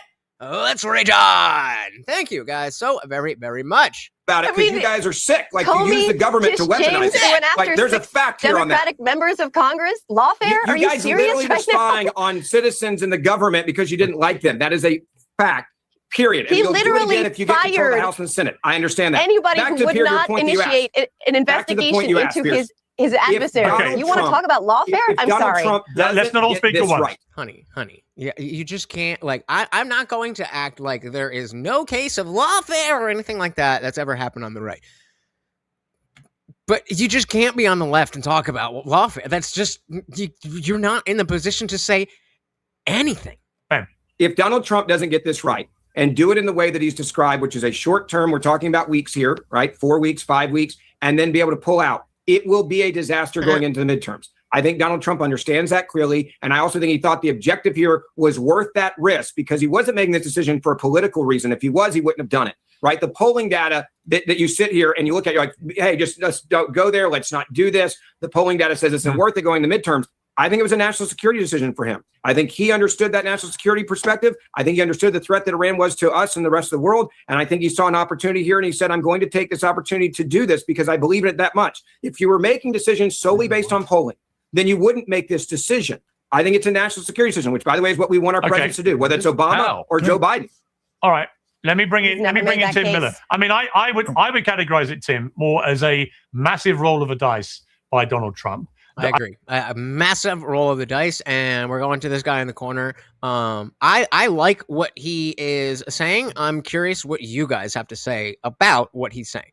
It seems like, we have Dave Smith being like, oh, war is always bad and governments are always bad, so I'm just always right because government bad. Then we have, fucking schmuckety schmuck in his tie on the top row. Like, well, if Trump did it, then it must be good. And, Jack's cool, but he hasn't said too much. We got JoJo in the corner being like, Trump bad.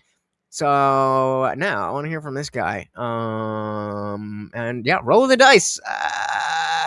Sounds legit. I think he's been persuaded about the timing by we're going to him. Yep. Netanyahu and the Israeli government who've been itching to do this now for a very long time. I'm not saying that Trump doesn't think it would be a good thing for the world. I think he probably does. But I think the timing is so fascinating to me.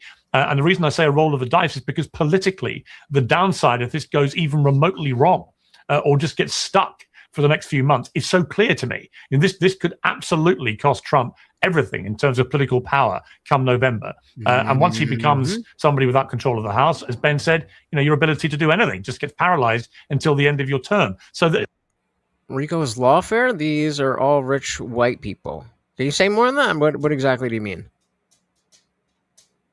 Like, because I'm thinking like, if you're talking about like RICO charges with Antifa or if you could just say a little more on that. The stakes are incredibly high, but there is another way to look at this, which is Trump has been pretty uniquely successful in doing precision attacks on the foreign stage, whether it's Soleimani when he took him out, whether it's al-Baghdadi when he took him out, whether it was the 12-day war last summer, time and again, whether it's bringing a ceasefire to Gaza when nobody really thought there was a chance of that.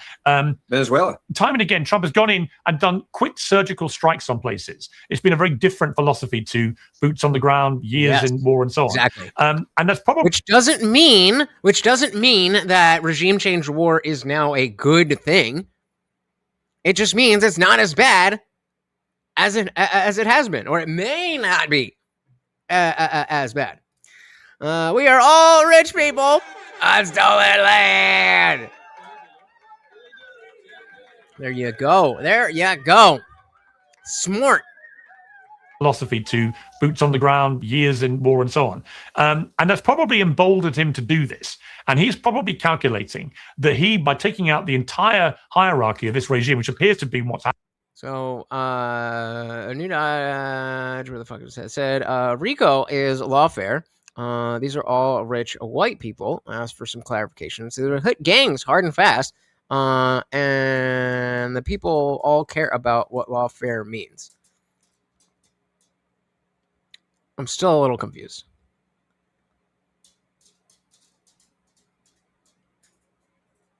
Maybe I'm stupid. I'm sorry. I'm a little bit lost on that. Say more. Learn me some shit. That by taking out the entire hierarchy of this regime, which appears to be what's happened, to the extent where the next 2, 3, 4, and 5 people they thought might be potential next leaders apparently all got killed too. Even the ex-president, Ahmadinejad, who I once interviewed, has been killed apparently. So a complete wipeout of all the sort of top names in the Iranian regime. That he's calculating this could lead to a domino effect, where you could see the regime getting toppled because actually a number of the Revolutionary Guard perhaps turn on it, the army, regular army follow, suddenly the people feel that this is moving the right way, and as we saw in Syria, boom, suddenly I'm not saying this will happen, but I'm saying it could happen. I've seen this happen in different places around the world, and it can happen very quickly if people feel like if the ones supporting the regime believe it's going down and the people sense that, these things can change very quickly. So you could be in a position by the summer where Donald Trump actually has affected genuine change there. The people have risen up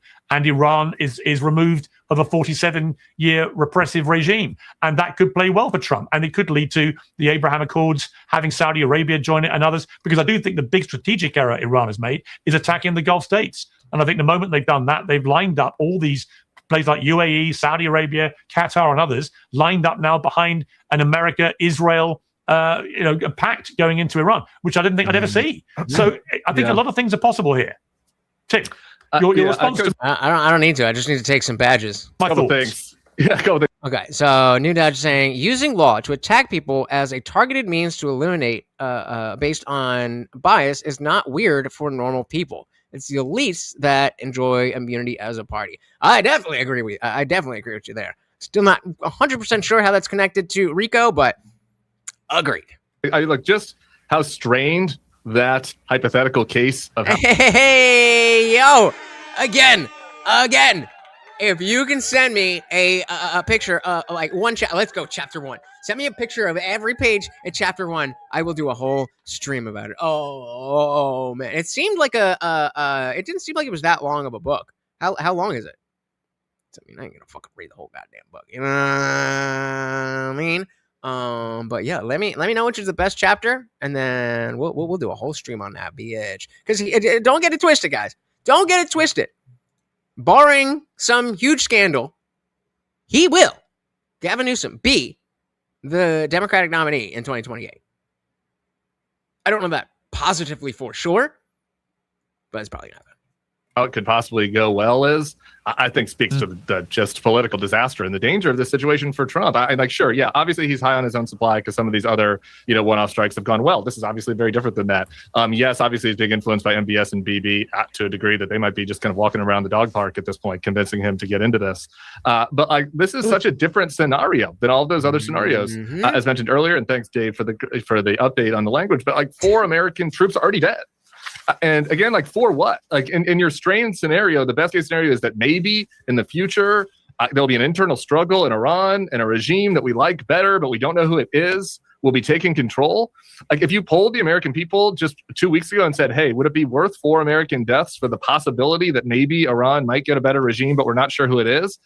Yeah, we ain't doing 304 pages, but maybe the shortest chapter or whatever. I think that would be fun. I think that would be like a 20 to 80, only 20% of the country, like Ben and a couple of his buddies would be for that. Most of the Republicans wouldn't be for that. Wait, was that a Ben Shapiro joke? Was that a Ben Shapiro joke? Is that who was talking about? Or Ben being Netanyahu? Look at the truth it is. I think that would be like a 20 to 80, only 20% of the country, like Ben and a couple of his buddies, would be for that. I think that was a Ben Shapiro joke. Ah, got him. Yeah, Ben's like Ben is fucking boomer bait at this point. Boomer bait? Does that boomer coded? I don't fucking know. He's for the boomers. Most of the Republicans wouldn't be for that. And look at this panel. Jack was one of Trump's biggest supporters. Like he's hedging on this. In his answer. I supported him. Dave was one of Trump's biggest supporters. He's even more hostile to me against this. He's calling us terrorists. I'm not even that far. Yeah, but Dave never really supported Trump as much as he hated Democrats. It's kind of a different thing. Like among Trump's own base, this is a disaster. Independent voters, you look at polls of all ages. Last independent poll I saw had 19% in support of this among independents. And the best case scenario you can point out is that like maybe there'll be some new leadership, but we don't know who it is, and we're not supporting a particular person. Like that's crazy. It's a crazy risk. And sure, yeah, the Arab states are with us for now. But are they going to continue to be? Right. And these are all legitimate questions. These are all completely legitimate questions. And from like people, the fucking schmuckety schmuck up here, they'd be like, oh, so you're a liberal now? You're a liberal now because you don't just buy the narrative? Like that was the whole thing about MAGA, is that we're going away from this standard of, oh, well, the politicians, they must have everything right. That's exactly the point. Trump decided to bang it out. Simple as. I hope you're right. I don't know. I am definitely, as far as worrying about what's going to happen next, I am certainly worried the way that Dave is. I don't know if I am worried as much or for the same reasons, but yeah, not good. Not good. So, all right, let's let him finish what he's saying, and then it's time for push-ups. Last chance to add to the push-up count, guys. Easy risk, and sure, yeah, the Arab states are with us for now. But are they going to continue to be if their hotels and their oil reserves are being bombed? Are the people of UAE and Qatar and Saudi as on board with this as their leadership? I'm skeptical of that. What about don't do it? Regardless of what you think of Elon Musk, X is just fucking garbage. But get on TikTok. If you know, you know. Our European allies, oil prices in Europe are up 50% today. And this thing is already a disaster. We're on day 3, and they have no plan for getting out of it. It's like we're going to... Shout out to No Name. Welcome. So I hear Iranians chanting, thank you, USA. Trump instead of death to America. So that's cool. Yeah, agreed. And the whole the whole conversation is essentially not that this is bad, but was this worth it from an American perspective, an America First perspective? That's really the question on the table, if you will. Disaster. We're on day 3, and they have no plan for getting out of it. It's like we're going to bomb them for 4 more weeks and hope that something good happens. Good luck. Yeah, it's a roll of the dice. Again, just hoping. Fingers crossed. I mean, Dave Smith, the oil part of this is fascinating to me because I wasn't an expert on the Strait of Hormuz until yesterday when I really studied it at length. I was like, well, okay, what goes through this strait? Okay. All right. So, I think it's time. Whoa, shit, where's my thing? I think it's time for those push-ups! Guys, you have paid me. Now, it is time to pay yourselves. If you can't, well, where are we at? 30, it's the same fucking number, and I still am bad at that. If you can't do 37 push-ups, do 30. If you can't do 30, do 20. If you can't do 20, do 10. If you can't, then do some girl push-ups. You paid me, guys. Now it is time to pay yourselves. There we go. You Dodge saying he's gonna pay himself. Let's fucking go. Yeah, if they ever find a reason for that, then you bet your bottom dollar I'm gonna be covering that. But all right, you paid me. Now you pay yourself. Oh wait, I got to set this up so the birdies can see. Let me see here. Alright, get this nice and straight and put that right there. Let me see.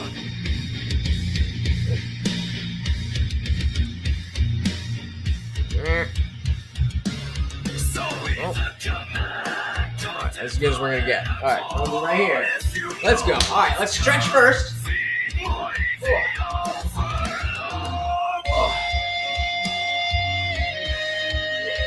right, 37 push-ups. Let's fucking go. 1. Oh, my elbow's right by the fucking thing. All right.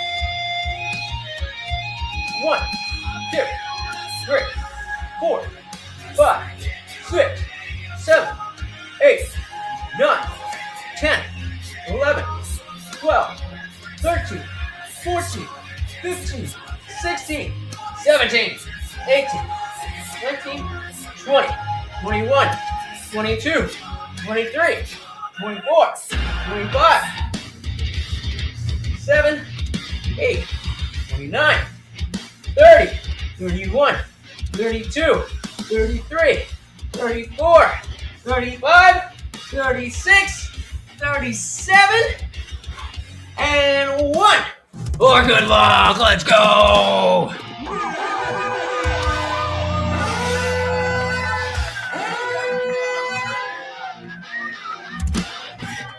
That is how we don't be puny. That is how we don't be puny. I mean, it's not really there yet. I mean, we're still working on it. We're still working on it. But with your guys' help, one day, I won't be a puny little bitch. All right, what did I miss? Woo! There we go. There we go. There you go. Shout out to No Name. Paying yourselves. Curling some 25. Let's go. Quamtech doing the damn thing.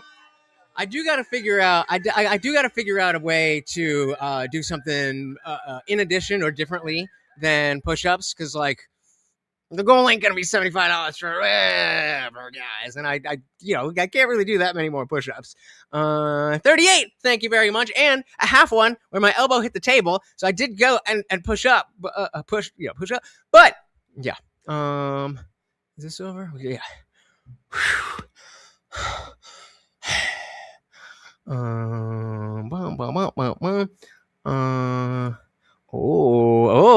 Talking shit. 37 matched, and my shoulder didn't even hurt. Yes, the BPC has been helping. Dilly.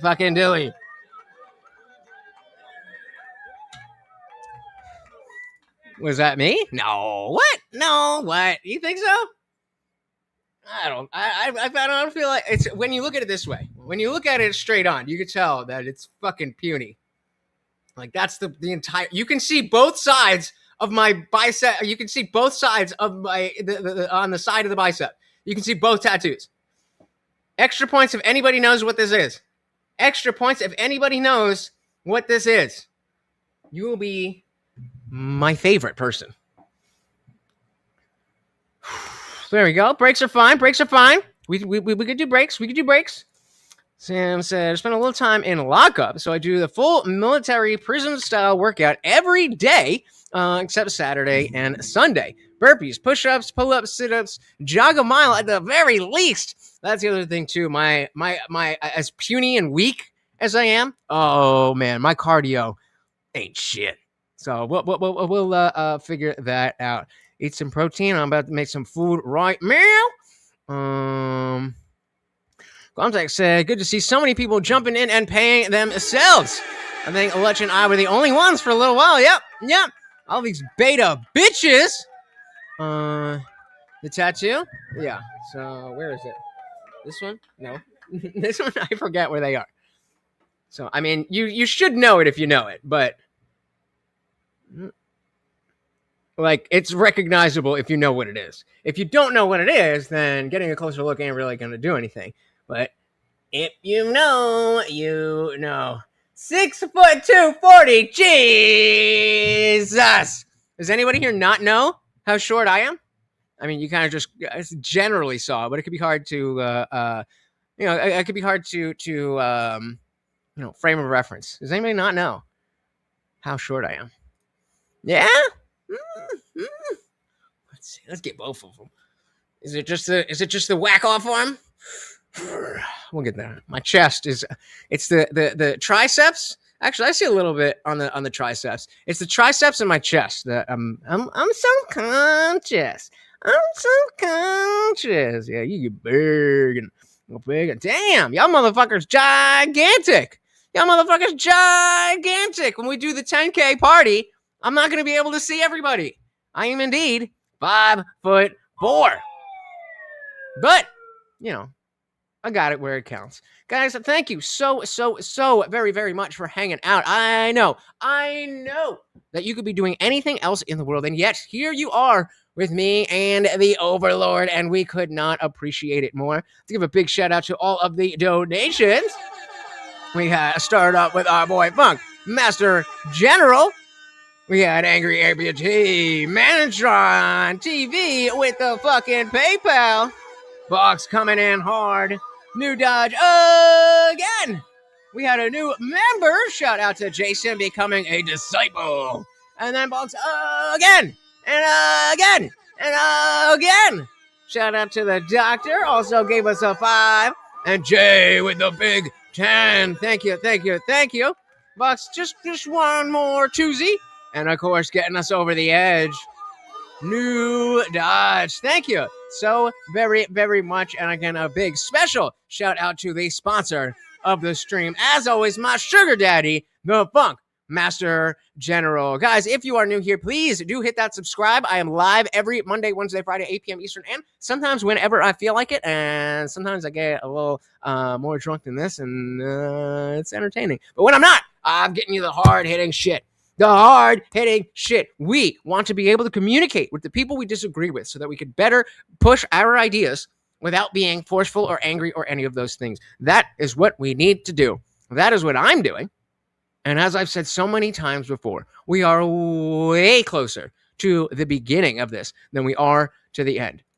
So again, I say, if you are new, hit that subscribe. And you know, YouTube sucks with those notifications, so you may as well ring that bell so you never miss an Indian Jesus live party ever again. And if you guys want to do me a huge favor, one of the things that really, really does help is comments in the comments section, like as opposed to like you're in the chat. As soon as the stream ends, just scroll down and put Morty or Lutch is a loser or whatever. I don't care what you say. Just put a little emoji. Give us a little something. That engagement really does help. Okay, now you're just flexing. Now y'all just flexing. Please. Guys, thank you so very, very much. Once again, this is Morty the Overlord, and I have been your host, Lutch, aka the Indian Jesus, here to resurrect the second coming of common sense. Until next time, guys, we are out of here. Peace.